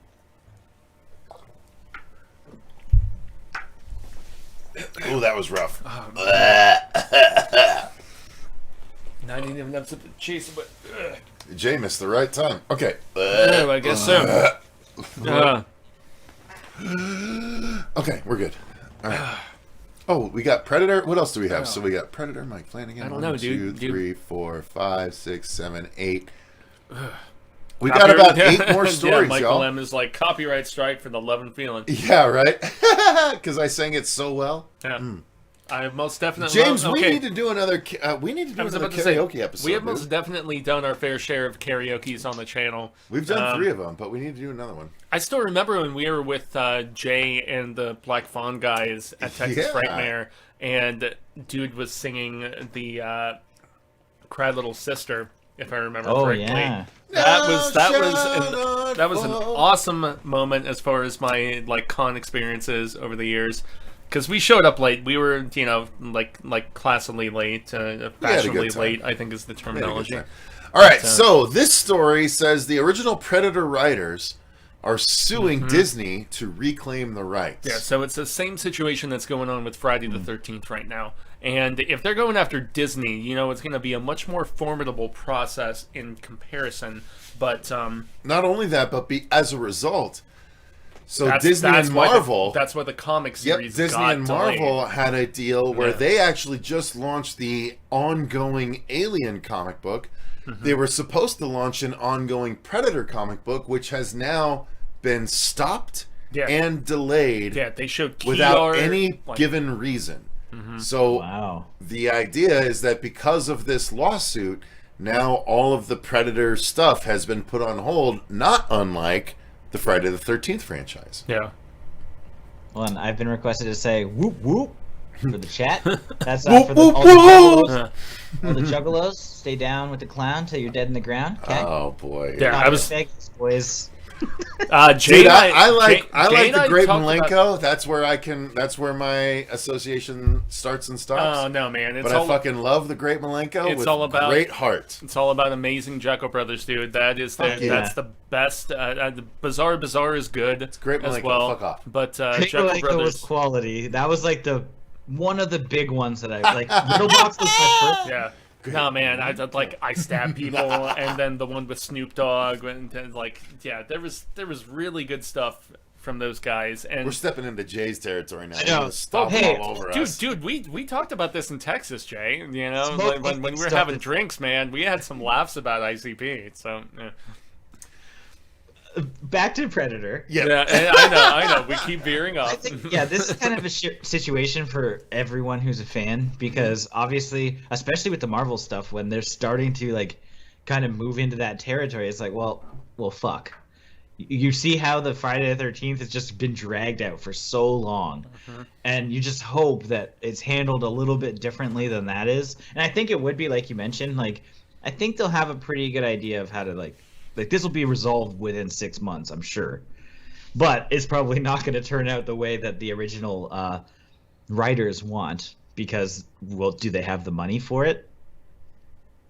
Yeah, and they're going against a powerhouse. It's impossible. Yeah, and I think another big thing in play here is that Disney inherited a movie, because there was that film with the girl So it's basically adapting AVP, the comic book, where she is taken on with the Predators and she is deemed worthy to be a part of the process and stuff like that. That's what this film, that from what I understand, is in the can. It's in post right now. Really? So yeah. As far as the synopsises that they have thrown out, so there is a Predator film that is ready to go, and this definitely hinders the process. It's like a snag in the in the release schedule, although since Disney has been very weird about releasing things, with the dual schedule with both that film, which is essentially and thanks for Boo setting in. It's awesome. I was just gonna say. Yeah, I was about to say. Anytime I'm fumbling over my words, sounds like he's about to say something amazing. As I'm trying to bait myself. Now, the Cruella film, which is basically like Disney trying to do like a Harley Quinn light sort of situation. I'm like, they're doing a dual release with that. They're doing a dual release with Black Widow, and so I would imagine they're reevaluating their entire schedule currently and just seeing what is viable for theatrical and whatever else. But I have heard it's a very R-rated film, so yeah, I guess we'll see. So I'm always going to be on board for anything Alien, anything Predator, even if they're trying something different. I'm going to give it a try. The nice thing about the property is that there's millions of comics. If you want something other than the stories that are presented in the movies, you have tons of material to go into. All of them. Yeah, Fuego is actually beyond me as far as that goes.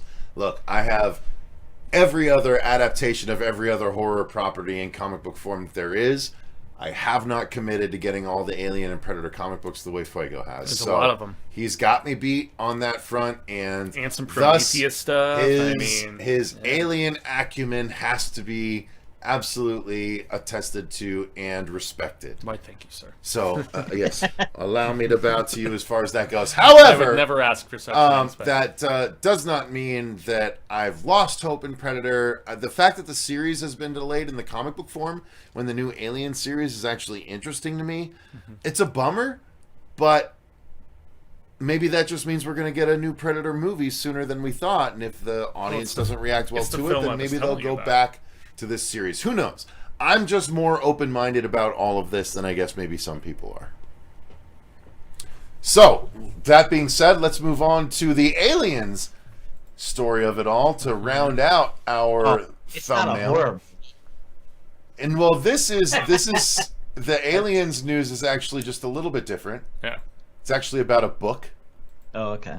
A novel. Well, and actually, I haven't read since I was in grade 5. So here's the thing, Jay. This story revolves around the fact that Aliens Fire Team. Have you seen anything regarding this? No. So Aliens Fire Team is a upcoming video game. It is like a multiplayer. It's a it's the 4-person survival game that is in the Aliens universe, and now this Aliens Fire Team video game is getting a prequel novel called Aliens Infiltrator. So, Fuego, any further statistics beyond that? Yeah, it's not that surprising because of the fact that, there was a Covenant prequel novel. There was a Covenant, there was a prequel novel with the, most recent Predator film. Well, but this is a prequel novel to a video game that there was absolutely no guarantee that anyone would even want to play. Yeah, but I mean, they love those build-ups. Killed it, so... I actually just played that through for the very first time, 3 months ago. Yeah. I had never played it before. I set the difficulty way down to enjoy the game, but it was a fun fucking alien game. Mm-hmm. It really was. Yeah, that's the one with Ripley's daughter, and you don't have weapons. Well, it's Outlast, but in the alien universe, you know what I mean? And I loved Outlast, so yes, Fuego, you being the consumer of all things aliens, are you going to be getting this book? I'm most definitely going to get this book. It comes out April 20th. I'm always curious if there's going to be an audio book. Zealot is right. This does look like Left 4 Dead Aliens, so forgive me for the interruption there. No, you're fine. I'm always curious if there's going to be a audio book contingent, because there is also a Creepshow second book that is about to come out that they did not have any sort of audiobook reading. I love sitting down and examining the text and whatnot, but with like the constant travel and stuff like that, I do consume most of my writing in the listening aspect. That's something I've talked about on the Stephen King show quite a bit. In the fact that I throw on an audiobook and I do speed up the rate a little bit. I go to like a 1.5, and we had that one episode of the show where we still feel like that it. deserves an entire episode discussing whether or not I feel like you should listen to something at 1 speed, 1.5 speed, or 2 speed, or if you are disrespecting the artist by not listening to it in the format that they originally intended. Where do you land on that, Jay? Format-wise, that's tricky to... Would you ever 1.5 or 2 times speed something just to get through it? And so I was going to recently, as far as like watching stuff back for. This is actually an interesting topic to me. Yeah, I was about to say, because Netflix has that option now, right, where you can like 1.25, 1.5, whatever. The pacing, right? Like the people make things with specific beats. They're hitting certain beats. They want you to go through this roller coaster of emotions. They want you to feel certain things when they decide it, and to speed that up fucks with everything. Yep. Like there might be a drawn out sequence that was drawn out and awkward for a reason to get you into a different place mentally, that if you were putting that on 1.5 speed or 1 or 2 times, you would skip that and just think it was like a little break, So I 100% agree with you. I think it's fucking with the artist's original vision. Like, movies are made and paced at a particular clip for a reason, right? That's the whole point behind pacing. Like, you want your movie to unfold at a certain rate, and just because you want to consume more content, you're going to speed it up and 2 times it and feel like you're getting the whole experience? No, you're not. You're not. You're robbing yourself of the actual experience of the movie. If you're consuming podcasts, we're in a different discussion. Yeah, that's now we're in a different discussion. Now you're talking about 2 times speed on podcasts, which is not a narrative.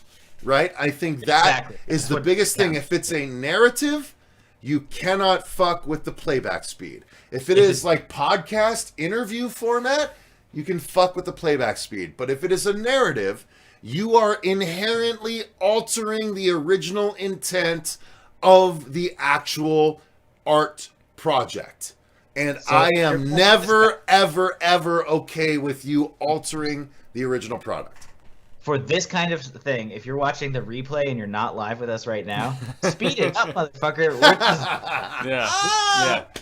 We're just going. True. So, like, if you're just trying to get information, it's totally different. A story perspective, not for me. Only if it's a rewatch and you're going through things to kind of, okay, this is the clip that I'm looking for, or maybe it's more to determine order. Like, I want to make sure I got the order right of everything that happened. You know what I mean? Yeah, exactly. Yeah, well, I mean, from my experience, I don't know if you guys listen to a lot of, like, audiobooks and stuff like that, but they, sure. Happy? They talk really slow. It's like a molasses kind of factor. Like thick molasses. And as much as I love my, deceased grandparents and abide and, go and see them yearly here in Arizona, I don't know. I have to speed it up to at least a 1.25 on the audiobooks. So that's the thing. Audiobooks can be done. I have to speed it up on the audiobooks. If it's being presented in a way where if you double the speed, it's not going to affect your appreciation because they're going so slowly. It's an interesting conversation. It really is. Like, I don't begrudge anyone for making the choices they do as far as consuming creative content. Obviously, the guys that wrote the books did not intend for them to be read at 50, 150 or 200% speed, but at the same time, as a book, as someone that fancies themselves a writer, if I wrote a book that was being consumed, am I going to really care at what speed at which they're consuming the book if they're enjoying it? I think there's some people who are more engaged based on the rate, and maybe, but is it really going to affect the content, their enjoyment of the content? I don't know. Jay, what do you think? I don't know. I think that people are going to do it regardless, so it doesn't really matter. I personally would not do it, especially when it comes to like a book reading might be weird. Like you said, if they're talking really slow, maybe that wasn't even the intent of the like author anyway. Like I don't really know. It's a kind of a weird situation because that's not the original form.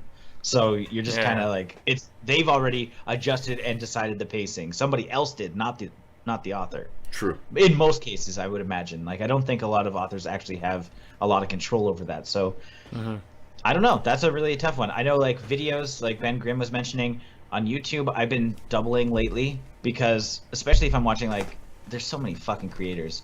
You guys know. You guys put out. No, unfortunately, yes. You know, like we have about 2 weeks left of that. So double it up, boys. Yeah. And it's just, I don't know. I do it for certain content, like how what was it? So the only podcast that I like ever really listened to was How Stuff Works. And I would double speed that because they have such a large catalog of a lot of information to digest. And maybe I did 1.5 or something that was reasonable that I could actually understand what they're. That's important. It's really important to make sure that you understand the content you're taking in. But from a movie perspective, fuck that. And that's where I'm right there with you, man. And yes, like speeding up a film, but if it's just something that's like spoken, that's where I don't know. I have a pretty decent rate of comprehension when it comes to like sped up shit. So Cody Leach's video will only be 3.5 hours long. His 7 hour and 45-minute Blu-ray video, like. Look, that's a crazy one, boys. Here's the thing, like Cody, I respect as a creator. I have lots of love for Cody, man. 7 hours and 43 minutes of literally you just going through your collection. Ask for that shit. Like they that's want a that. collection. They do. Like you can't hate on it because people want it. But that's part of why the relaunch means so much to me, because anyone, like I could sit down and do a fucking 5-hour video going through each and every one of my Blu-rays, but that's not what I want to do. I want to do creative horror stuff that no one else is doing. And I think, Jay, tell me if I'm wrong. So, Jay, guys, little sidetrack here. No, boy, we're Jay getting there. caught a glimpse of the relaunch. The relaunch of the channel involves things like, yes, standard episodes where we're going to be reviewing movies and actually throwing video footage on, which we never do, but it's only big movies. It's bigger movies. I mean, if you want to call the Prom Night series a big movie, not so much, but we're going to be focusing on putting in actual content, actual clips of the movies and stuff like that, but like we're going to be doing creative stuff that no other channel is doing, and that's where I want to really make sure that we leave a mark, because that's how we started. We're a horror variety channel, and part of what we did was we did one horror comedy sketch every week when we did this. Yeah, when I joined the channel. So the reason I brought Jay into this is because Jay saw a glimpse of the relaunch. And it's awesome. Yes. From what I saw, the little thing, and you will likely get a little glimpse this Saturday. Yep. If you check out the Horror Addicts Oscars. Follow the Horror I don't know Addicts. how to say it. It's the Oscars. The Oscars. Yeah. Check that out. Yeah, which you were a part of as well, right? Indeed. Yeah, I haven't shot anything because he showed me that, and I was like, what the fuck am I supposed to do? Like, just stand there in a suit and say, I have the best killer. I love that. I gotta be honest, I fucking love the fact that I showed you what I worked on, right? Because this is something. So the crew was coming over last week, and I had anticipated having the whole crew there. Everyone had, I had a script where everyone had a different line. Everyone had, equal time on camera where we were going to introduce the best horror TV series. But it's tough getting. I was ready to do it, and I'm like, it occurred to me, I'm like, well, I've been wanting to do the critters, the krites. You're stealing your own shit. They'll watch it anyway. He's right. They'll watch it anyway. I've been wanting to do the krites. I've been wanting to involve the krites on our channel without spoiling anything. So the Critters movies, the krites, have a big role to play in this. And quite frankly, this moment in the Oscars 2021 is the launch point of a whole new series on the Horror Show channel where the critters are going. So it's going to be the Krites react to critters. So it's going to be the Krites reacting to small creature horror movies. And it's going to be a good time. And it gets me back to writing jokes, right? Because it's two Krites talking about how stupid humanity is and how easy it is to eat us. So I have to fucking fold that in. And it was a good time. And I showed it to Jay. And I got to be honest, the fact that Jay responded with, well, I guess I just can't have us come out in tuxes and present our category now.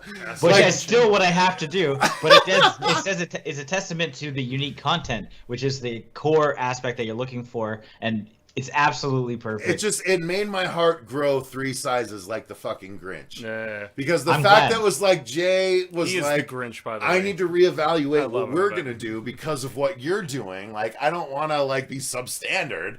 Like that to me substandard. I can't get that. It makes my heart swell. It really does make my heart swell because that's what I've always wanted on YouTube.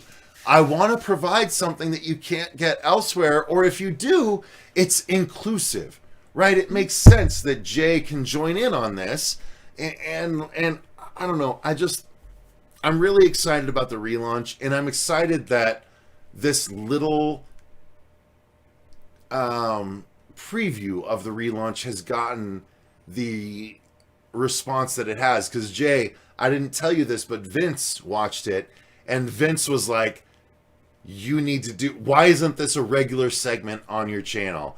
And he's like, let me know if you make it because I want to have involvement. So like Vince likes the Krites so much that he wants to take part. So who knows how we're going to expand this, but I just had so much fun putting it together over the course of 4 days, and it came out so much, like it came out exactly how I wanted it, but better than I think a lot of people maybe anticipated it being.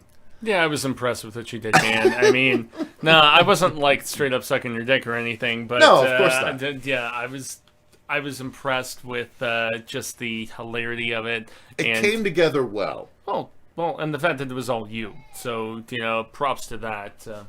I'm hearing noise. Oh, my lady and the baby are home. So. Mm-hmm. Here we go again. Hey, can I just say, fuck you, chat, you fuckers.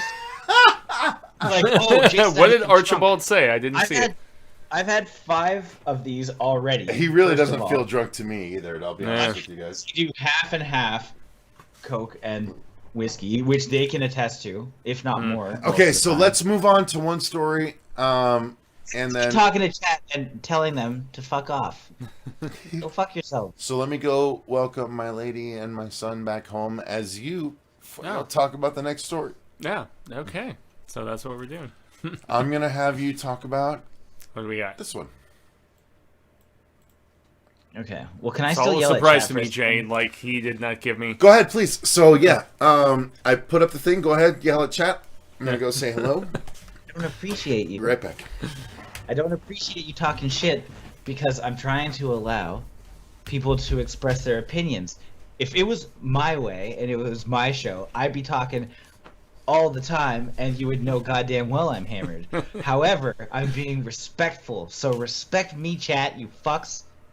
I hate you. Well, I don't hate you. I love you all. And I was about to say regulars here as well, and I appreciate all of you. But fuck you challenging my drinking skills. My drinking is fantastic. The problem is when I do reviews, what you see is me after drinking half handle, like 30 ounces of fucking whiskey. I'm getting there right now, but I'm not there yet. So you've only seen me when I'm like more than you could even, you'd be blacked out by what I'm at right now probably. So it is what it is. I'm just saying, I handle it differently. There you go. Fuego knows. When we were in Texas Frightmare, my drinks fucking go, this is this much whiskey, this much Coke. That's just how it is. Yeah. Yeah, and in fact, the awesome iconic photo that we took, dude, it was, I think we were all like relatively like past the point, or at least like moderating around that that sort of threshold. So yeah, see, put some respect on my name. You heard? damn right, man. So Cecil has asked me, because I don't even know if Cecil has seen this film. So I have to ask you, Jay, since I respect you a lot, man. Have you seen Goodnight Mommy? Yeah. Just like with Let the Right One In, this is the newest in the North American remaking of these iconic European films. I like the casting, though. I like Naomi Watts. I'm totally about that. I can see her fulfilling this mother role. But man, especially after this directing duo made their way into North American audiences with The Lodge, which was my favorite horror film of 2020. I'm not sure how you felt about it. Oh, that was a disturbingly messed up film, and I loved it. So it's not the original director, so it is like is it going to be a shot-for-shot remake?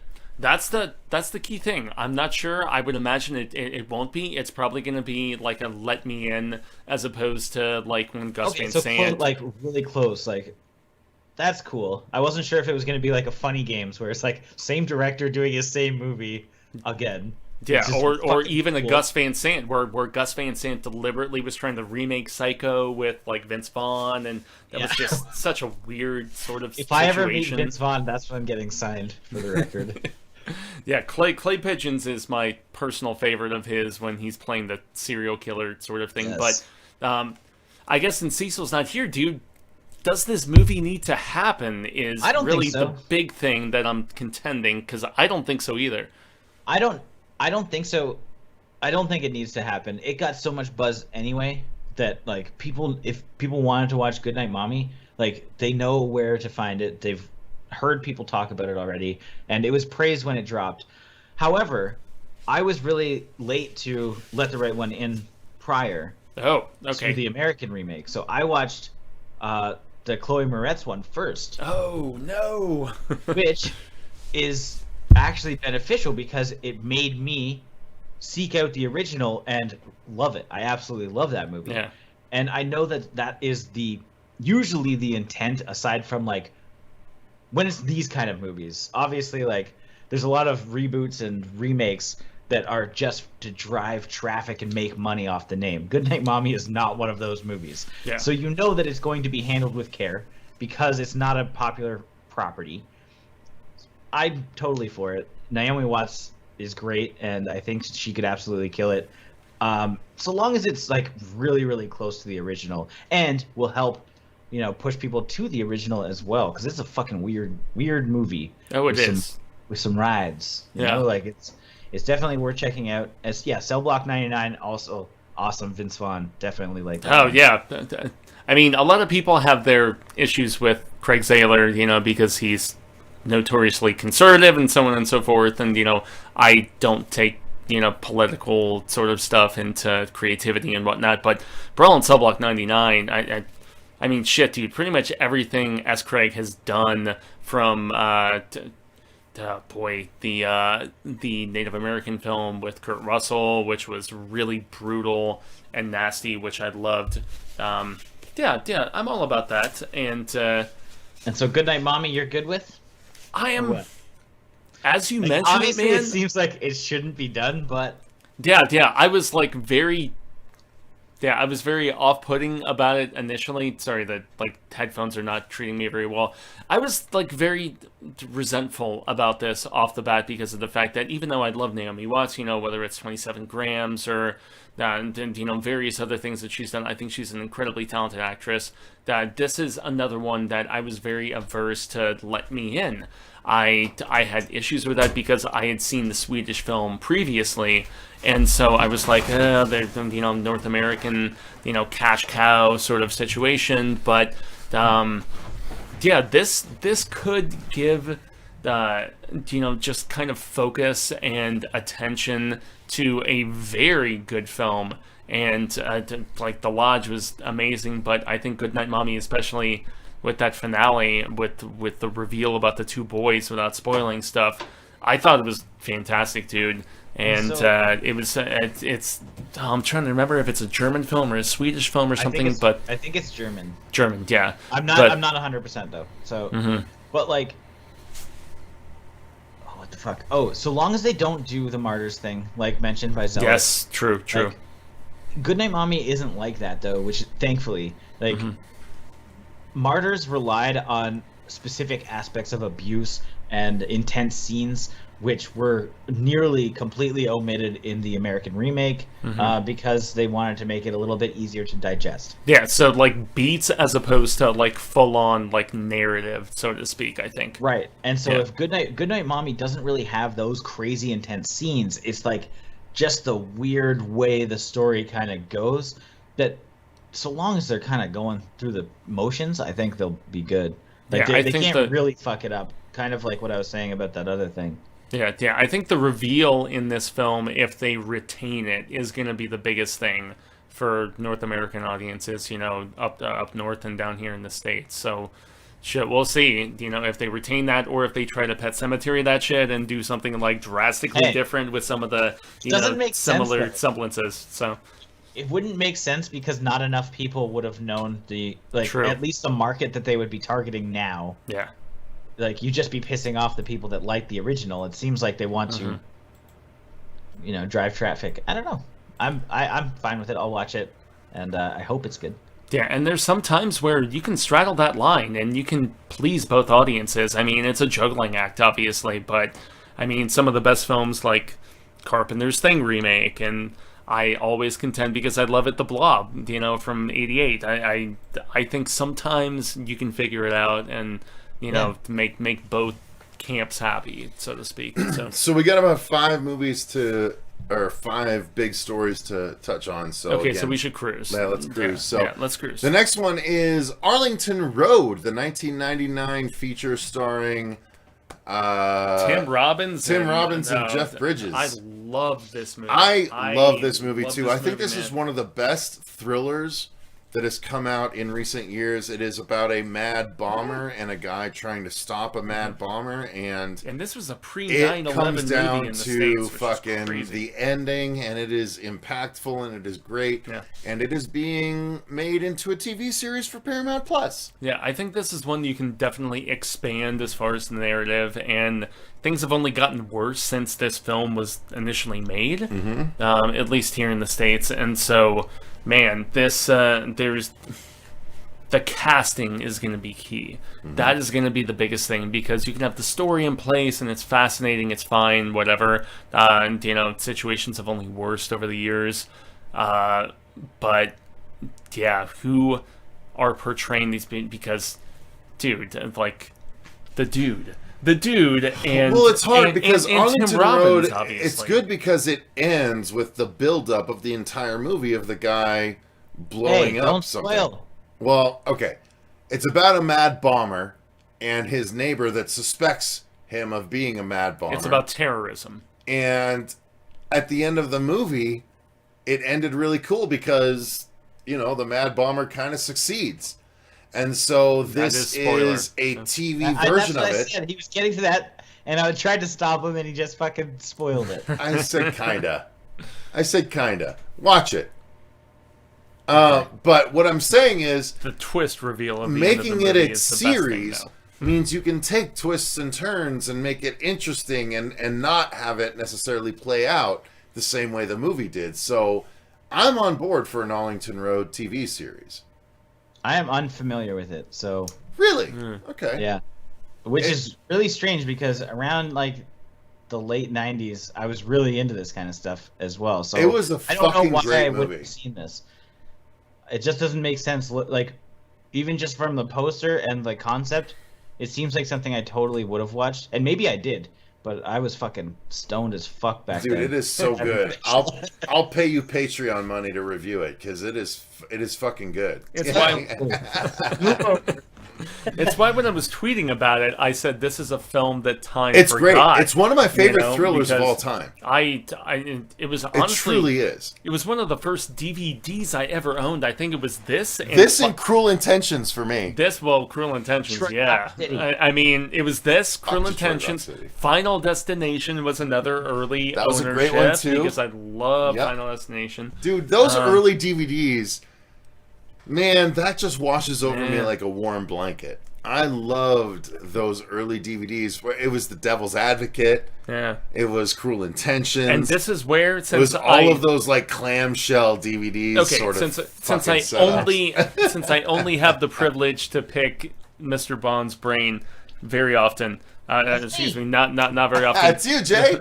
Yeah, dude. So what do you think about the regression of bonus features and less physical media, everything going digital? Like, what do you think about that, man? It drives me fucking nuts. I was talking Same. about this podcast like 2 days ago. It's like that's the reason. Oh, a why podcast you didn't invite us on? Thanks, Jay. Well, I was invited as a guest as an interview. He's a popular homie, man. I mean, come on. Just beyond that, it's an Irish podcast coming soon. Irish podcast. Hey, look at you. Last name Callahan here, so I'm Yeah, definitely very Callahan. Irish. Laird means Lord in Scotland. I mean, that's kind of close. No, but I'm adopted Mexican, so it's fine. So. That's the biggest issue when it comes to digital streaming stuff, especially Willy's Wonderland streaming for 15 US. It's like, perfect. Yes, I'm going to get it. But I want to see the fucking behind the scenes of how they made all the cool shit. Yeah. And I don't have that option. The same is true for like so many different streaming services. Shudder does do some now, it seems. Like I think they've trickled out a few commentary tracks, which is confusing when you search for a title and you might see a couple versions of it. Yeah. Tubi also has started to do that. They have some riff tracks versions. Tubi quickly becoming indispensable for me for pulling clips and finding movies that just aren't on any other streaming services. Dude, I was about to say, like, Tubi and Pluto are, like, on I point with their I have not horror. paid for the Pluto thing, but there's a lot of fucking shit Pluto on is not Pluto. a pay. Pluto is another Pluto ad-based. is a pay. No, Pluto is an ad-based, dude. Really? Popcorn Flicks is another one that I would recommend as well. That's similar to. It's see, not as good, but it has a different selection. Because Pluto is where the Promenade remake is. So you can watch it on Pluto if you don't want to pay for it. Yeah, I didn't know that. Yeah. Fucking. So I collect physical media. I buy like most Same. Blu-rays, and it's like I want to watch the behind the scenes. I want to see the deleted scenes. It's really important. So the fact that like digital is as big as it is, it's great for us as just like watching a bunch of movies, but as true like cinephiles that want to know the nitty-gritty stuff, it's not the best option yet. I think that there's easily a way to integrate this. I don't know if they will though, and that will because they're not stupid. They also know that you're gonna double dip. You buy our subscription, you're watching this movie, and you'll still buy the Blu-ray, you dummies. Yeah. You have to have. I get you. You have to have a certain like thing that can't just be gotten via the streaming services, right? You have to Absolutely. have something that's a little bit different. That Not just right. not slipcover. We need something else, and that's why Severin and Vinegar Syndrome and Arrow and everybody is so important. Because I will double. Well, fuck. That's why the Last Drive-In is so important. Because like they put up movies that I've never watched before that I'm willing to watch because it's Joe Bob going through the fucking motherfucker. And I've You know been what I mean? championing Joe Bob to Cecil. It's the only reason since- I watched Howling 6.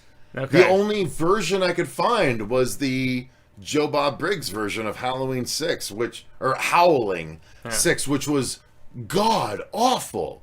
But it would have been even worse were it not for the fact that it was the Joe Bob Briggs version. Well, if not for Joe Bob, I would never have watched Phantasm 2 on Monster Vision back in the early 2000s. They introduced the franchise to me. I think both Bloodbath and You know, Beyond I and mean- the Horror Show both are deserving of silver polos, but that's just me. Well, That would be great. I don't think I'm like. It would be really very cool. I will fucking lose my shit if that happens. That's the thing. Like, But give I me do like 3 everybody who months has of the gotten relaunch. Yeah, give me 3 months of the relaunch where I can do Critters episodes, the best, movies of the last 40 years. Like, the relaunch is going to have high-end content. So I'm hoping the relaunch can really get attention and maybe snag us a Silver Bolo or a Rondo award that you guys keep getting. Fucking. Hey, we haven't got them. Okay, well, I know. It's Screaming Soup keeps winning, right? okay. Thing is, though, I told Jay. Who was it? Gilbert Godfrey won last year. What? Why? Like, if you look at what we're positioned as, aristocrats joke. Because I used to watch Up All Night, like Gilbert Godfrey, like Mick Garris, fucking Felissa Rose, Tiffany Shepis, and Kane Hodder's podcast of what is it? I don't know. I forgot what it's called. I'm not sure, but I have listened to Mick Garris' podcast, Jay, and like I respect him a lot as a Stephen King adapter and stuff, but his podcast is kind of drawl and just kind of like it have a prestigious name and you're going against them. It's like, I do not expect to win a Rondo Award, but it is cool to be in the same category. Damn right. As these people. Dude, that's what I'm saying. By next year, we better be nominated with you guys as well. Because it means I've done the channel right if I've pivoted enough to actually show off the creativity. We shall see. Again, the Critters thing is just one of my ideas. I mean, like, I have so many fucking comedy ideas that I just haven't wanted to take the time to do. Including one that Screaming Soup is a part of. They literally I checked. They sent me their section of this thing literally a year ago. In April of 2020. Oh, Jesus. So, the horror show squares, they that shit needs to be done before the end of this year. And how much stuff have we tried to do in the last year? Which we'll get to, because at the end of this very stream, I'm going to reveal the coming soon on the horror show channel. The stuff that we're doing. So, all right, moving on from Arlington Road. I was about to say. Let's move to American Horror Story. Yes. Whoa, yeah. So there's a lot going on here. So currently, American Horror Story is running a poll on Twitter that is all about not the next two series, but the series afterwards. So currently, American Horror Story Double Feature and the spin-off series, American Horror Stories, are both coming out in 2021. Yeah, so the anthology series, it's the correct. Double feature, we don't know exactly what it is. I'm guessing it's two different stories that they're telling.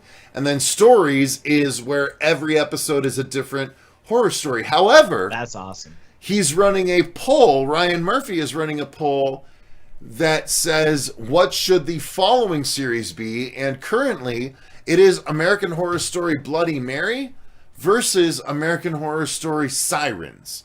I thought Sirens won. Sirens already lost, and then American Horror Stories Plague lost, and they put Sirens back on. Oh, okay. So Murphy said, I like the idea of Sirens enough where we're having a recount where it's Sirens versus Bloody Mary. And so whatever wins, I'm guessing, is going to be what follows next year. Yeah, which is fucking Sirens. Please. I'll take Bloody Mary. I don't mind the idea of the mirror. You know, no, it'll be cool. We have seen that a lot more than we've seen Sirens. It's true, but Sirens feels like it needs to be so specifically nautical. It feels like you're very limited, right? Very true, and that would be interesting. So I can see how that would play out. I don't know. I've got the graphic pulled up so you can see Bloody Mary on the left, and Sirens you can see is all but blurred out except for the hand touching the sphere, right? Yeah. So the mystery is there for Sirens, and apparently Ryan Murphy, the creator of the series, likes the idea of Sirens enough to be like, Sirens was voted off, but I'm bringing Sirens back. And that was the thing that I was going to specify, is the fact that he very obviously, despite AHS Aliens was one? I didn't realize that Aliens was a possibility, Zealot. Okay, it wasn't like, it wasn't one of the official... No. It wasn't like Ridley Scott Aliens or anything like that. They just wanted an alien contingent. Yeah, this just makes me feel like things were slanted to go to a particular, sort of approach. And he's like, oh, well, we lost. Well, let's do a reboot, like, sort of situation, which makes me laugh. So like, the one he wanted didn't make it, so he's like, let's do it again. Maybe they had a better idea. They had already gone into That's pre-production. what it struck me as. Whatever. Like, that's I like the idea of sirens. Sirens are shrouded in mystery. cool They're with not it, necessarily mermaids, right? They're just... There was that great Swedish sea-bound females that can fuck you up because of the music that they can. Yeah. There is a season's worth of horror stories that you could easily do with sirens. Absolutely, and with you saying like it has to be nautical. If you've seen Siren, which was the spin-off from the VHS short of the same There's name. like 3 Oh no, Siren was good, but there was also Siren, a TV show that had 2 seasons. Okay, and then there was also it was supposed to be pretty good. And then there was also the Swedish musical film that was about the strippers, and I thought that movie was awesome, man. Jay, let me look that one up. No, it was good. It was very entertaining, tasteful. I mean, nudity, but what was that one? I remember we did a trailer reaction for it. We did. I watched it with the lady friend, and she was very amused by it. And they were like carnivorous, I can picture the cover. It was like a weird, cheesy, like the feet in the water, right? Mm-hmm.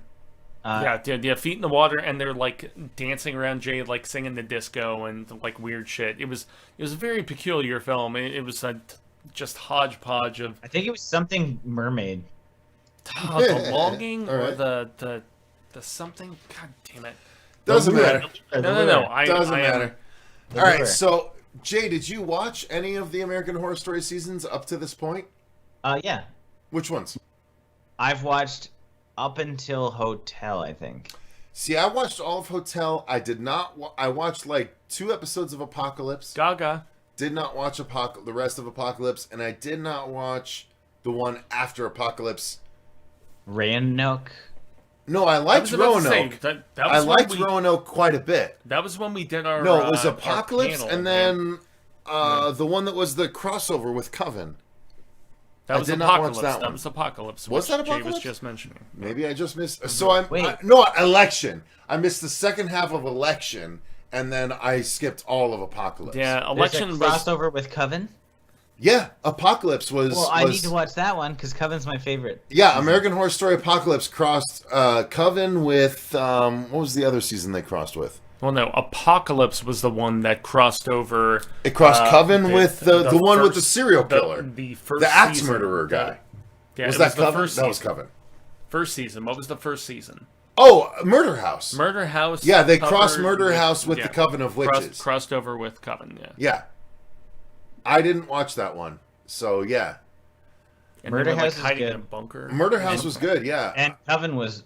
I think those are probably my 2 favorites, so maybe I should watch that. I actually liked Asylum. I thought Asylum was so good. I loved Coven, dude. The fact that the first episode was called Bitchcraft, like it wasn't Election, it was Cult. It was American Horror Story Cult. But that was the Election one. Yeah. I mean, which all the Trump shit, and thankfully we're not doing that anymore. God damn, he fucked up so much shit.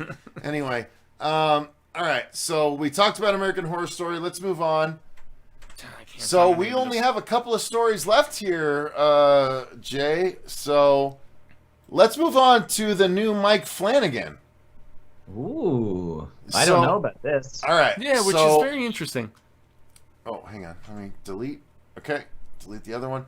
So Mike Flanagan is adapting Kristopher Pike's The Season of Passage. I didn't even realize you poured this for me. Right? I did. So the funny thing about this is the only Kristopher Pike book I ever read was Bury Me Deep. Okay. So Kristopher Pike was like the step up from R.L. Stein. Kristopher Pike was most Fear definitely. Street. He was the step up from there, I think. Yeah. Well, R.L. Stein was Fear Street.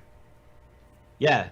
Okay, so fine. Kristopher Pike was the step up from Goosebumps was Fear Street, and then the step up from that, I guess. Yeah. Okay. I'm so shocked, guys, because Kristopher Pike stuff that I read, that was my step up from Goosebumps, like after Welcome to the Dead House and Monster Blood and like all that different shit.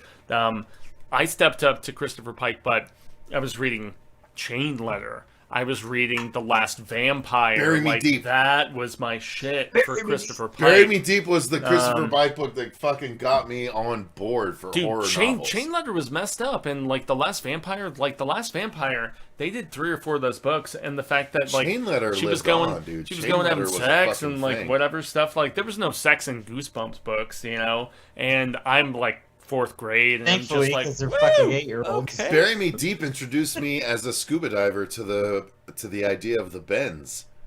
Oh, Yeah. nice. Bury Me Yeah. Deep was a great horror novel. Like, yeah. Well- So this is cool. I Well, like and this also idea. the car accident in Chain Letter where the girl gets her head sliced off after she crashes into the tree. Like, yeah, Kristopher Pike was definitely, before I got to Stephen King, I was like slowly working my way transitional- up. You know, Jay, Yep. yeah, absolutely, Stepping man. up.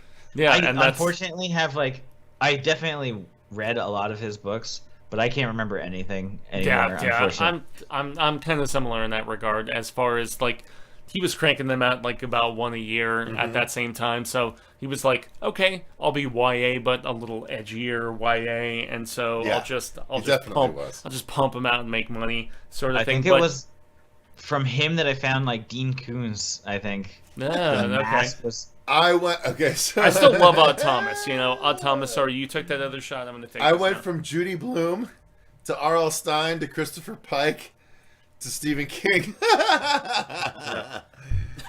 Judy Blume, Super Fudge, was my earliest fucking. The fuck stuff. is that? What is Super Fudge? Look up It sounds Judy like Blume. a song. Judy Blume is a fucking kids author that, like, the Fudge books. Like, Oh, okay, yeah. I yeah. was raised by the Fudge books.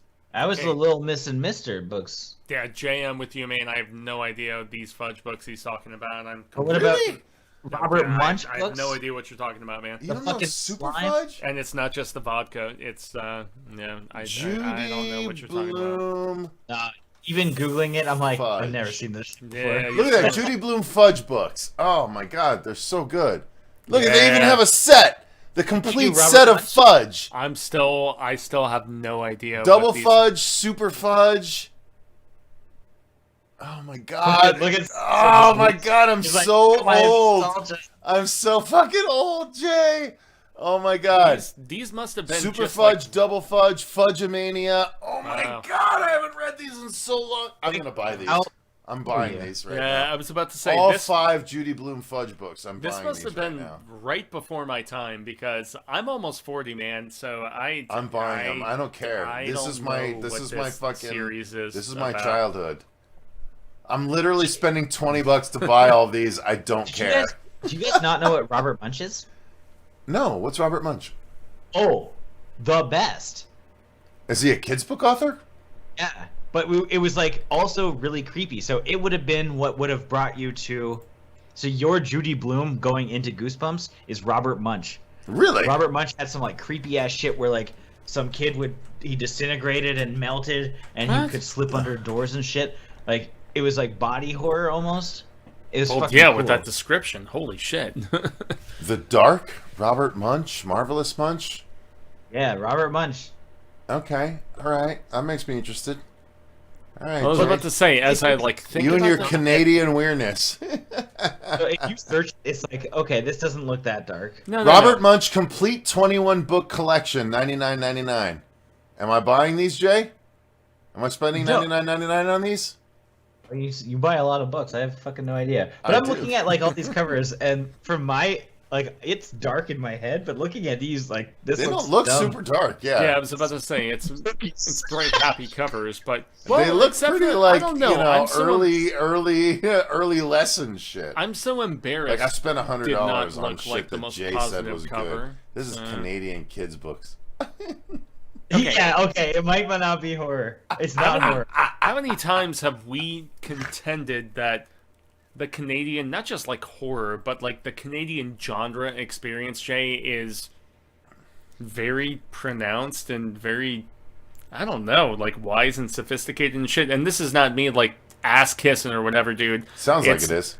Well, but But the fact that we continue encountering these franchises, you know, whether it's the Prom Night franchises or whatever else, man. I mean, we may not love all of it, but I'm Cecil, your kid will love them. See, that's why I would have bought them. Yes, exactly. Now, I'm impressed with the amount of genre work that comes out of there, dude, and it just... From Canada? Yeah. Yeah. I it's bought rat the status. Judy Blume books. You guys just saw. I literally bought all 5 Judy Blume books. I did not buy the Robert Munch books or whatever the hell that Jake it's like, looking back, looks like it's a tough one. How old are you, Cecil? If you really want to know, I'm 40. I turned 40 this year, Diva Ducks. I'm not far behind. All right, so let's move on to the next story. So moving on. Yeah, Kristopher. Look, Mike Flanagan rocked out the Stephen King stuff, so I'm on board for him doing Kristopher Pike stuff. Okay, that was the biggest thing that I was going to contend within this, and I Mike Flanagan is dope. I didn't get the chance Absentia is amazing. The Shining sequel, Dr. Sleep was amazing. Dr. Sleep was great.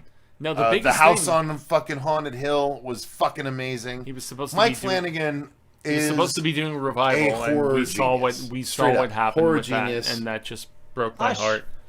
Hush, absolutely. Yeah, so Hush the fact that he's doing doing a game was fucking great. It was great. So the fact that he's doing a Kristopher Pike book, hell yeah. My heart is happy. It's not the first Kristopher Pike thing, and that was the one thing that I was going to make mention of here, and I have to take the ears in. Because if it wasn't Bury Me Deep, I don't care. Because I love Bury Me Deep. Well, he is currently doing the Midnight Club for Netflix, and then this is more... Wait, the Midnight Club, isn't that just a grown-up Midnight Society? Kind of, I suppose. I mean, I'm not familiar. I never read them, but I know that's like the big These thing. are the tales. Right? Yes. Thank you, Jay. But then the season of Passage is one of the few... Kristopher Pike's where it's veering into the science fiction territory. It's on another planet. Submitted for the approval. Yeah. It's kind of looking to see what happened to this crew that was investigating Mars and so on and so forth. So, if he is doing his second Kristopher Pike property, he's all about it, dude. Like, maybe it's probably. He clearly wants to be Stephen King and Kristopher Pike. Like, he wants to be his own guy, just like Joe Hill is. The thing that I'm curious about is, I think, he's like, man, is it cheaper to option Kristopher Pike, compared to Stephen King? Is that why I'll pay for? Is that why I'll continue doing this? I love Bury Me Deep. After Revival, just fell apart. Dude, that was fucking name. It does. It was my first mystery, murder mystery book that I dug. That wasn't Goosebumps, right? Goosebumps still felt so kiddie, but Bury Me Deep felt like my first Shrek. Ghost Beach. And Jay, you're younger than me. House, okay? So. Oh yeah. Bury Me Deep. And I'm also Bury younger. Me Deep was an adult story. I'm also younger than you, so. Yeah, you guys both are. So fuck right off. Oh, come on. But what I'm saying is, come on. The Kristopher Pike. I don't know the season of Passage. I don't know that. If he did Bury Me Deep,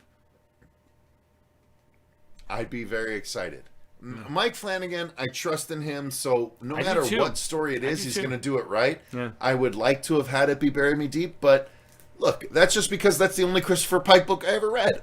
Yeah. I'll be honest. And back to Jay's sentiments about the weirdness of social media release and stuff like that, they put out the Stranger Things, physical releases, in the faux, VHS boxes things? And shit like that.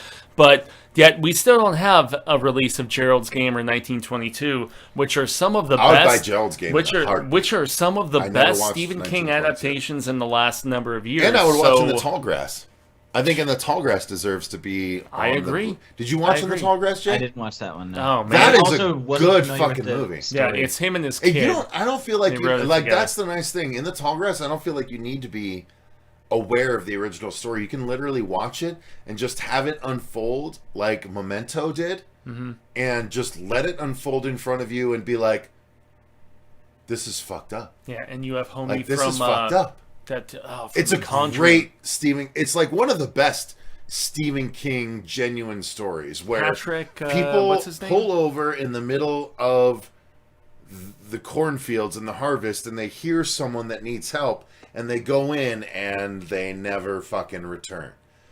Like, they just want to help this person, and every time they feel like they're getting close to this person, they're getting further and further into the lostness of the cornfields. That sounds terrifying. That's why it's so fucking good, it's though. It's frightening, dude. That's why it's so good.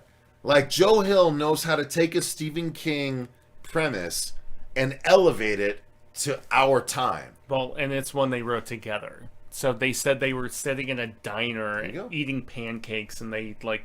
Don't care. Don't care how they came up with it. It's fucking great. Yeah.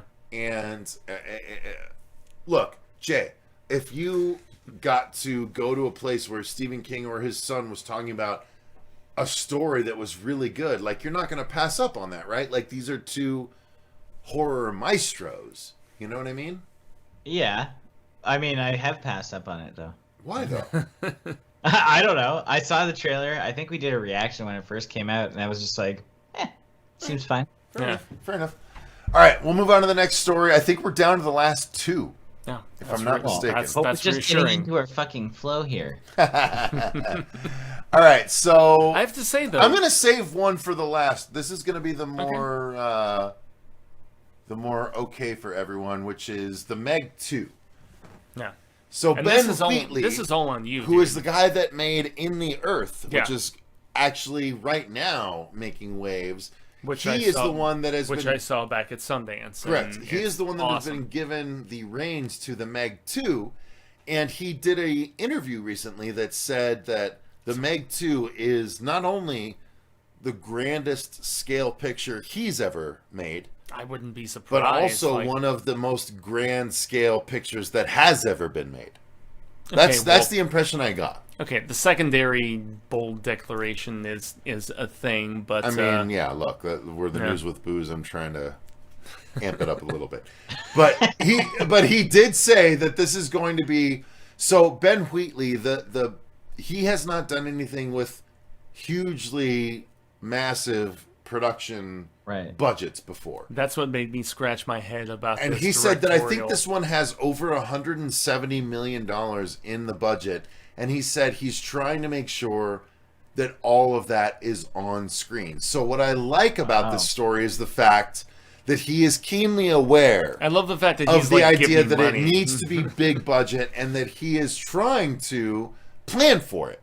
Right? He's trying to plan for it, but ultimately the movie is about a prehistoric shark that is going to be terrorizing many different things, including prehistoric alligators. Right? If they're following the trench, which is the basis for the second Meg book, there's going to be chronosauruses, which are essentially prehistoric crocodiles. There's going to be are the size of Megs. So you're telling me this isn't the sci-fi movie that we're discussing tonight? No, this is the big budget sequel to The Meg. Yeah. That was starring Jason Statham and all of that. Did you not like that? I am right there with Jay on this. I mean, look, Jay, everyone stop. Jay. Pump the brakes. Pump the brakes. Jay, you've reviewed some awful fucking shark movies on your channel during Shark Week every single fucking year. By howdy. So the fact that the Meg is one of those, except they actually put some money behind the effects, I would have expected Bloodbath and Beyond to be big fans of the Meg. Am I wrong? I can't remember. Oh, no, we liked it. We liked it. Okay. It was fun. Yeah, it's fun. But is it fun enough to make you excited for a sequel? Yes, I am. But I do have hesitations because I haven't been too keen on Ben Wheatley's stuff in the past. Really? I understand that like a lot of his movies get really high praise. I've watched Kill List probably half a dozen times now, and I have not been a fan. I've tried so hard to get into that movie. High Rise, I didn't enjoy on the first pass. No, I liked High Rise, but I mean, I don't remember to that each one their either. own. Yeah, it's with Loki, and it's kind of dystopian. Yeah, Really? whatever. Yeah. Don't remember it at all. Yeah, we saw it at the film festival a couple of years ago. Did we? Seriously? Yeah, Oh, we that's not did. good that I don't remember. Yeah, we did, unfortunately. 4 years ago or so. So, like, I just haven't been into his stuff ever. So it doesn't really excite me that he is attached to it. But I am excited for a $170 million shark movie. Fuck yeah. Bring it on. So long as it's not $160 million of CGI. Unless it's really done well. If it's like done Shallows well, and even the original. Oh, the Shallows is so fucking good. Yeah. And even the original Meg, like, even though there was so much CG stuff in that, so long as it's good, and I think with that money you're gonna have a good time. Can we get someone similar to Dwight Schrute in this one? Yeah, right. Yeah, right. Because he was in the last one. Aspects to it. Everything except his hands survived in the last one. Yeah. Or vice Talking versa. about like prehistoric alligators or like crocosauruses or something coming, that would be so sick. Well, that's what Kronosauruses are. Kronosauruses are Mosasauruses, except they're alligator versions of Mosasauruses. So they're slightly smaller than the Mosasaur that was in Jurassic World, but they're basically prehistoric giant alligators.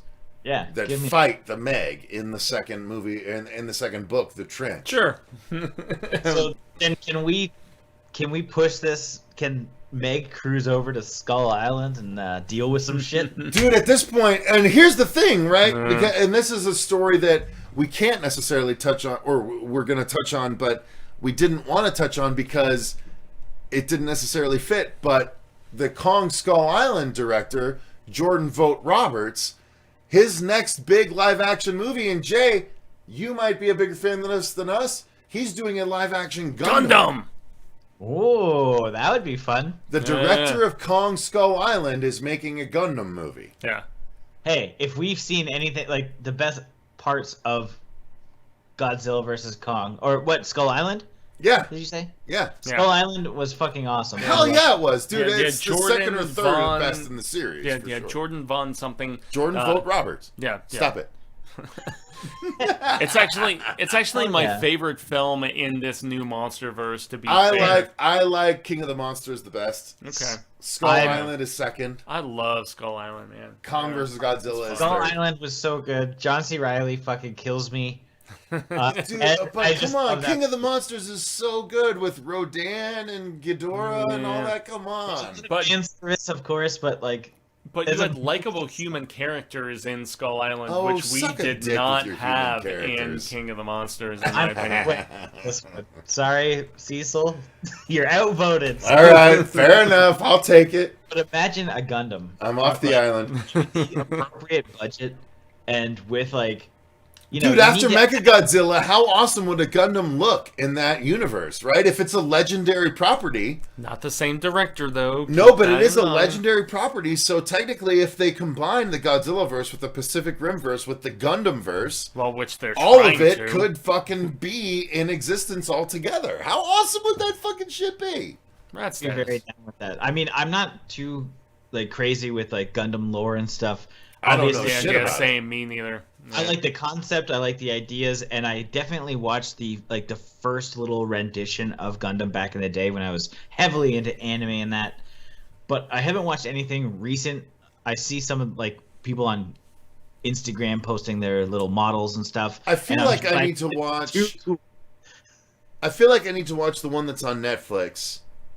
It's not a Gundam show necessarily, but it's, what is it?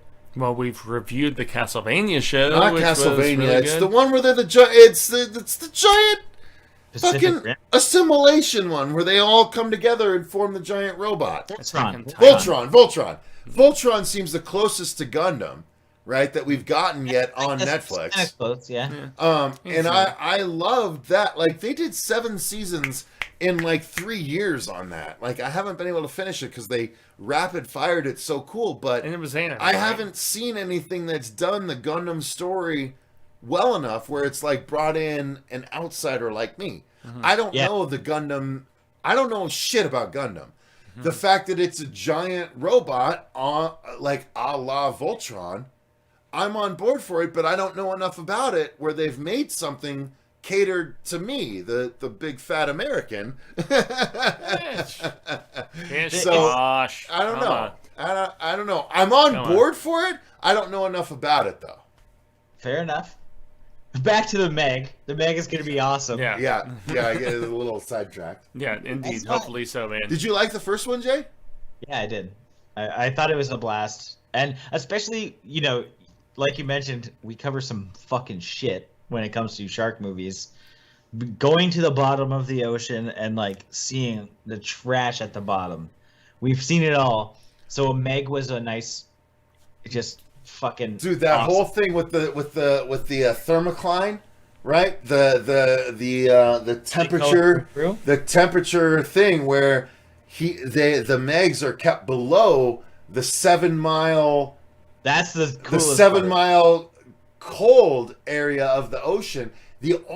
What was so fucking great about the book is that in the book there's 2 different subs that are brought down, and one of them gets attacked by a Meg and tangled up in the wire, and it is the brother of Jonas's love interest, right? He gets tangled up and the Meg kills him, and as that submarine is pulled up to the surface, the Meg is literally eating the brother of this main girl and keeping itself alive because it's eating. And meanwhile, another Meg follows this Meg up through the temperature, the super cold temperatures, because the bleeding of the original Meg that the first one is eating leaves enough of a trail for the other Meg to come up through the surface. So it's really fucking cool stuff. With pseudo science, and I mean it's silly, but for a horror fan, a 60-foot great white shark. Oh, I was about to say you're like obviously geeking out about that shit, dude. So I'm hoping that the Meg 2 focuses on the fact that it's a 60 to 70-foot great white shark, as opposed to deep sea diver people having to come on to the Meg down there. Like, let me see what we do at the surface versus the Meg. I don't know. I agree with that. Yeah, I hope that's what we see. And it based on what you said about Meg 2, hopefully that's what happens. We have a mention of Cruel Jaws, aka Jaws 5. Yeah, it's on Amazon Prime now, dude. And I've never watched it. A friend of mine bought it and is like, I have Jaws 5 now. I'm like, this isn't Jaws 5. Is it really Jaws 5? Because if so, I've got to buy it. It's fucking weird. It's not actually Jaws 5, though, I am right? I am an apologist for... It's like an Italian ripoff. Yeah, right? It is. Yeah, the same thing with the zombie. It's like, zombie, right? It's zombie 2, but with a shark. But I am an apologist for Jaws of the Revenge, and so I mean, love as far Jaws as 3 and Jaws 4. as far as poor, like, dude, this time it's personal, sort of bitch. Like, I love Jaws 4. I do too. And in fact, Jaws 3D, I literally just finished the first I don't like Jaws episode 3D. I think it's the worst. My favorite horror movie from every year I've been alive, and Jaws 3 may or may not have been my favorite horror movie of that year. Ugh. Oh, I'd have to revisit. I haven't seen that in ages. I love it. I love Jaws 3. But Cruel Jaws, if you guys have not seen it, I haven't. And want to know about it, go watch the Horror Geeks, like one of his more recent videos, I think. That guy's awesome. Is it worth it? Mike is great. It's worth it if you're hanging out with people and watching it together and having a few drinks. Absolutely. Okay. If you're watching it by yourself, you'd be like, "This fucking sucks." Like, why am I wasting my time? Yeah. Yeah. All right, so that leads us to the last story that we have this week, Jay. This month, Jay. But this is a very interesting story. So, Kevin Smith this week. This is one where I do not. So I can speak to some of this, and Jay, I'm curious how much you know about it. So Kevin Smith launches Jay and Silent Bob Crypto Studio and sells Kilroy Was Here as an NFT. So he's the first one to sell a full-on movie as a non-fungible token. I'm so pissed. Not only that, but so here's the thing. In his original post, he says the person that buys this can choose not even let anybody see it, not to show anyone. He could be the only person to ever watch this movie, and yet in the most recent Fat Man Beyond, he said, I think we're going to put a clause in there that says you have to distribute it. So at first, he said you can be the only person to own this movie, and now he's saying if you're going to buy it, you have to be able to distribute it. But NFTs and cryptocurrency are a big thing nowadays, and it's something that needs to be discussed. So I'm very curious about your thoughts on this, Jay. Well, Okay, even more so so as being- somebody who is heavily invested in crypto, What do you have? Meh. Bitch, do you have Ethereum? What do you have? Do you have Doge? What do I'm you not have? talking. I do have Doge for sure. Okay. I've been wanting to get some Doge. I cashed out a lot recently, which is fantastic. Did you cash out? What did you cash out? Ethereum? No, of Doge. Doge You went cashed from, out Doge? Okay. went crazy. It's currently going crazy right now. Yeah. Like, if I had put in the money that I wanted to initially put in, I'd have $4 million. Unfortunately, that's not what I have. Shit, dude. But like, it's still a good investment. Probably right now, it will go to $1 at some point. I don't know when. Crypto is fucking crazy. NFTs are weird. I hate them. It's kind of the exact same concept. For those that don't know what NFTs are, they're basically digital. It's like buying a fucking art, like a still from a film. You know, you buy one frame from a film. That's basically what it is. No, it's more than that. Certain YouTube channels, like so for instance, Corridor Digital uploaded their biggest viral video, their Minecraft video. They uploaded as an NFT, and you get ownership of the original video. But you don't. You don't get that, and that's what's. It's very, I was very about to say misleading. Jay probably It's knows better than you misleading, if he's but, dealing with it, technically dude. you do. Technically, you get ownership of that video. Dave, But like, so something similar is happening with WWE right now, where they're doing big spot moments. They're selling Undertaker throwing Mankind off of the Hell in the Cell for Wow, 98, one of the best $100,000. moments in the franchise, man. Holy shit. It's not the Right. same thing, though. But Yeah. that is an NFT, and if Quarterling, I think he's I think Oh he God. is very misspoken. You don't seriously watch Jeremy Hambley, do you? Seriously? No, I don't know. I don't He's know. Who such that- a cunt. Don't You talk are about the one who quartering. mentioned him, so I'm referencing. I did not bring up the. You brought up the quartering. What are you talking about? Literally just said that. The quartering? No, I did not. Did you not? I that didn't. this guy No, just I mean, mentioned I don't this? even No, know I what have you guys not are brought up talking the about. quartering. Something. I used to be a quartering fan like 2 years ago, but no, he's a fucking douche. I absolutely did not bring up You the just quartering. referenced somebody talking about this that had quarter in their name. I did not bring up the quartering. Not fucking you. Literally, everybody can say that you did. Cause I it's on literally fucking did not bring up video. the quartering. Are you fucking Maybe- kidding me? And then it wasn't me. That dude just so- pees in his basement. He's a cunt. I don't like him. Anyway, Oh, okay. I don't know anything about that guy. I was referencing what you had just mentioned, and that's what I'm talking about. So, Thanks, Jay. Fair enough. so NFTs, you basically. Cecil didn't. Zealot says Cecil He said- didn't. he said LOL. quarter something. I literally did not bring up the quartering at all. Well, I Oh, certainly- or- He said or quarter or digital. digital. Yeah. Okay, so that's it. Okay, that's fine. That's what I'm Big referencing. difference. So Fuck Jeremy Hambley, that cunt. how it is, it's like you can't tell me that if WWE sells the Undertaker throwing Mankind off of a Hell in the Cell for $100,000, that WWE no longer can show that on their network or can distribute it Is elsewhere. that what they said? You get the original thing, they can't show it again? No, but based on what you were mentioning was that was the case, and that isn't the case. It's Well, like that's well, dude, Jay, that's what's nuts, man. Because didn't they pair up with Peacock at least here in the States, if I'm not mistaken? Didn't Yeah. WWE Network like? fucked.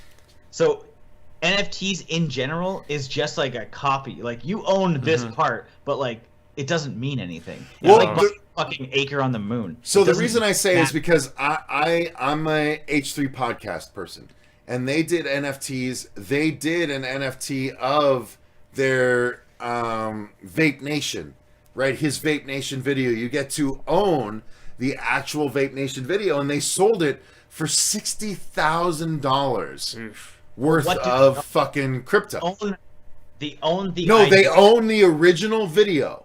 They own the actual video. Right, but it's not like H3 is going to take theirs down. No, and that's they're true. still going to make money off. It's true, but Yeah. you technically own the IP of. You but technically yeah, own. I but it know, doesn't I know. mean Look, shit. I get it. It's such a weird, flimsy market, Yeah. but it is interesting, right? At the very least, it's interesting. No, it's I do want to make I do want to make a comparison. So I am absolutely against NFTs. I think it's Really? Yeah, what I said about like, Okay. it's like buying a fucking acre on the moon as like a joke gift or something, or Really? buying somebody That's super like, interesting. lordship as like a fucking, hey, you're technically a lord, but you really can't do anything with the land. Wow, you think it's that much bullshit? It absolutely is. Wow. Because it's not as if that person that buys that Vape Nation or the Hell in a Cell clip can go and then resell it to somebody. There's no fucking way they would let that happen. No, you can resell tokens. You can resell the tokens. Okay. You sure he knows you can, but I mean, aren't we all...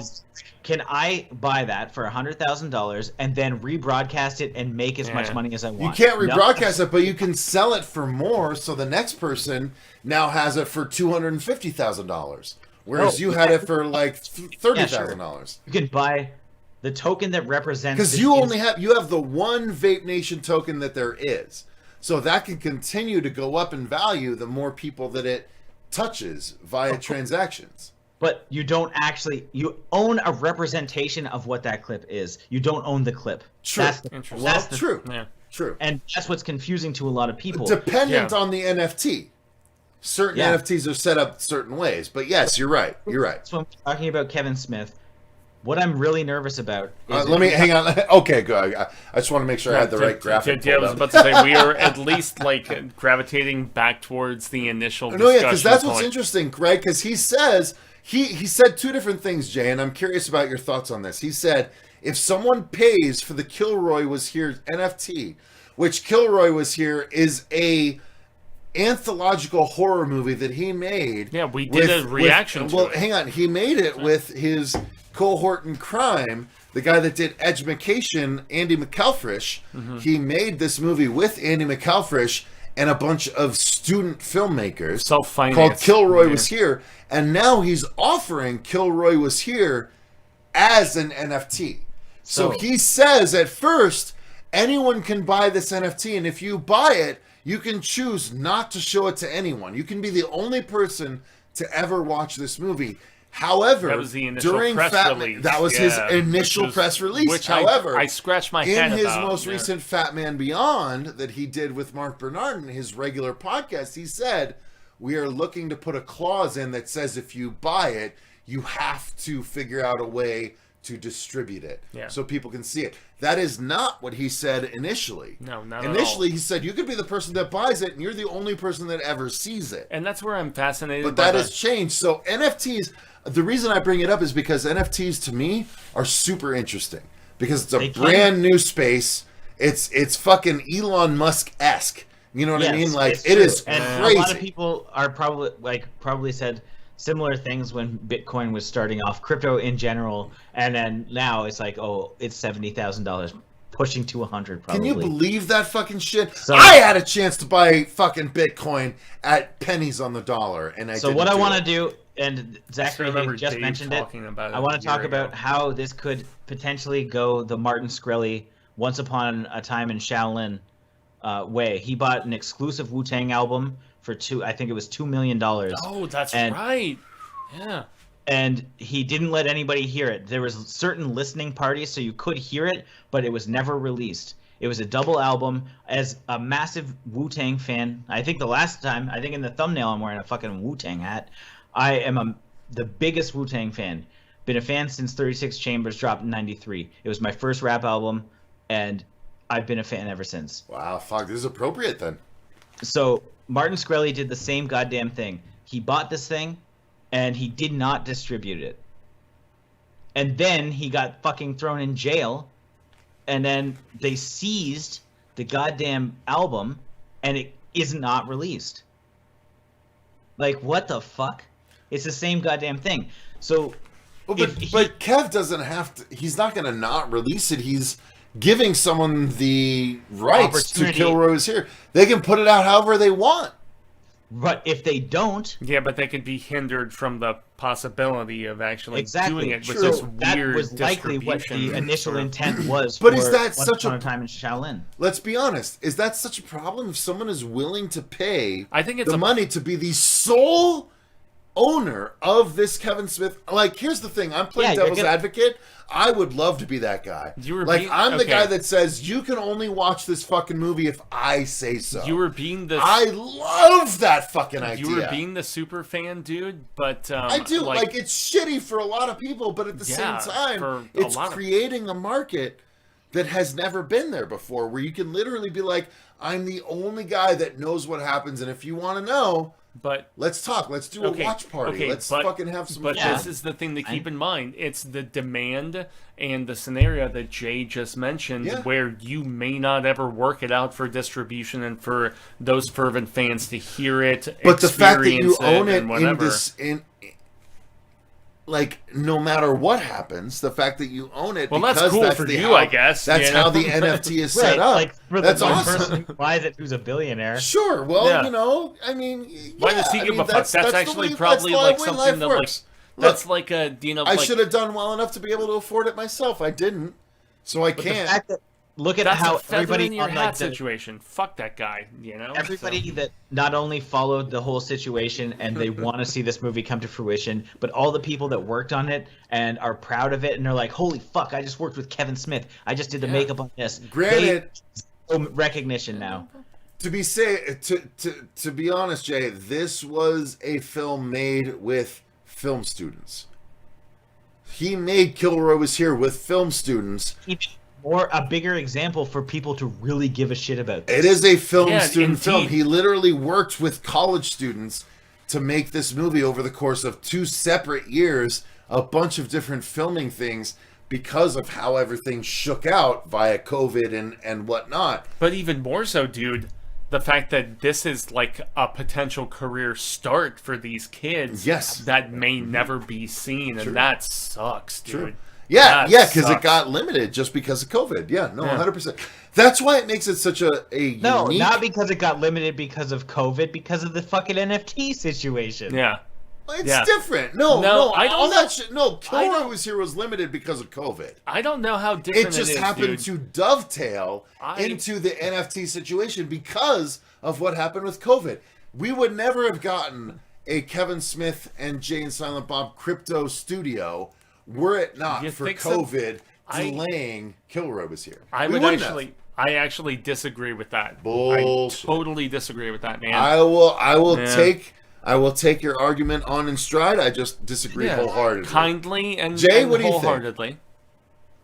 think? I disagree as well.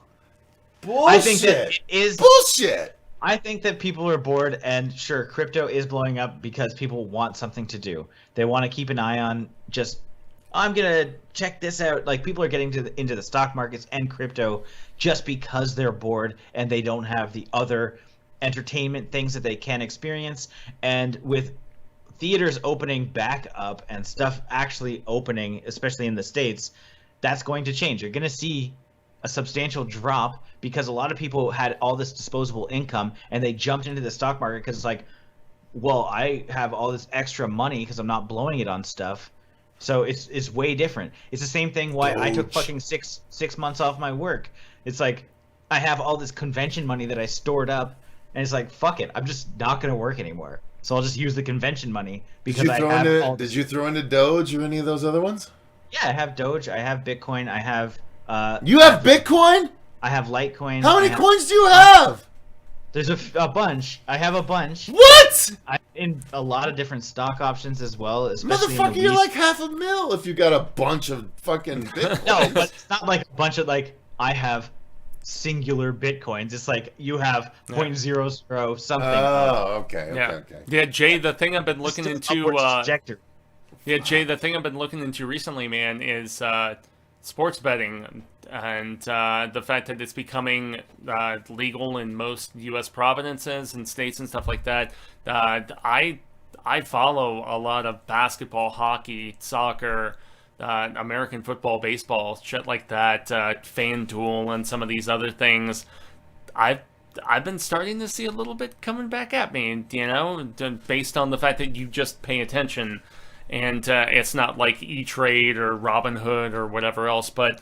There's lots of shit because they were there's lots of avenues out there, and they froze up shit. Well, they just signed Arizona like like sports betting is legal in Arizona as of a few days ago. Nice. So yeah, I don't know. I find it That's the fascinating because I companies love that that are stuff, making man. the apps for that, and then you go Yeah. to the moon. Diamond hands, boys. I know, right? Yeah. All right, well, temperance, man. guys, I think that covers basically all the news stories that we had set aside for this week. Am I wrong, Fuego? I mean, I sent you a lengthy list, and you That was trimmed all of down them. some of it. So yeah, there we go. All right, so guys, we managed to. Well, look, I can't speak for anyone We else, managed but to I feel like behave I'm still ourselves. cognizant. I'm fully aware of what's going on, so I feel like this was a good episode. Amen. Thank Hell you yeah. to Jay, of course, for Yes. taking the time to do this, and thank you for being willing to combine drunken disorderly with the news with booze. Oh, here he goes. Hick, hick, hick. Yep. Jay, I'm fucking so happy that I got to talk with you, man, because, once again, as I always reverently say, I respect you, dude, and I am so happy anytime we get to share some palaver, man. It's great to talk again. The last time was Texas Frightmare, and I miss it. I know. It was Well, a we will be blessed back weekend. in May to do Drunken Disorderly for May, but thank you to Jay for continuing on with this even after the absolute mess that apparently episode 2 ended up being. Look, like 5 years from now, I purposely I'll go back didn't and watch it, man. I purposely have not. I still have not gone back to watch what happened. I will not, and I maintain that. But Well, I remember very distinctly Shut the the fuck Alien, the Alien Covenant review. I was so blasted out of my mind. It was no bueno. all It right, was bad. we'll get to Yeah. it. But No. Let's not remind people of it. Yeah. Let's just. all right, forget it. Jay. So thanks very much for watching, you guys. Make sure you subscribe to Jay and Bloodbath Beyond. I believe I put that in the links down below. So thank you guys so much for watching. We'll be back for the Drunken Disorderly next month. I don't know if we'll be combining it with News with Booze. If so, we'll make it work. It seemed like it worked pretty well this week. So Figure it out. I think it works. thank you, Jay. I appreciate your Amen, time, Jay. sir. Thank you, guys. Yeah, thank All you, right. man. Y'all have a good night, and remember, stay scared.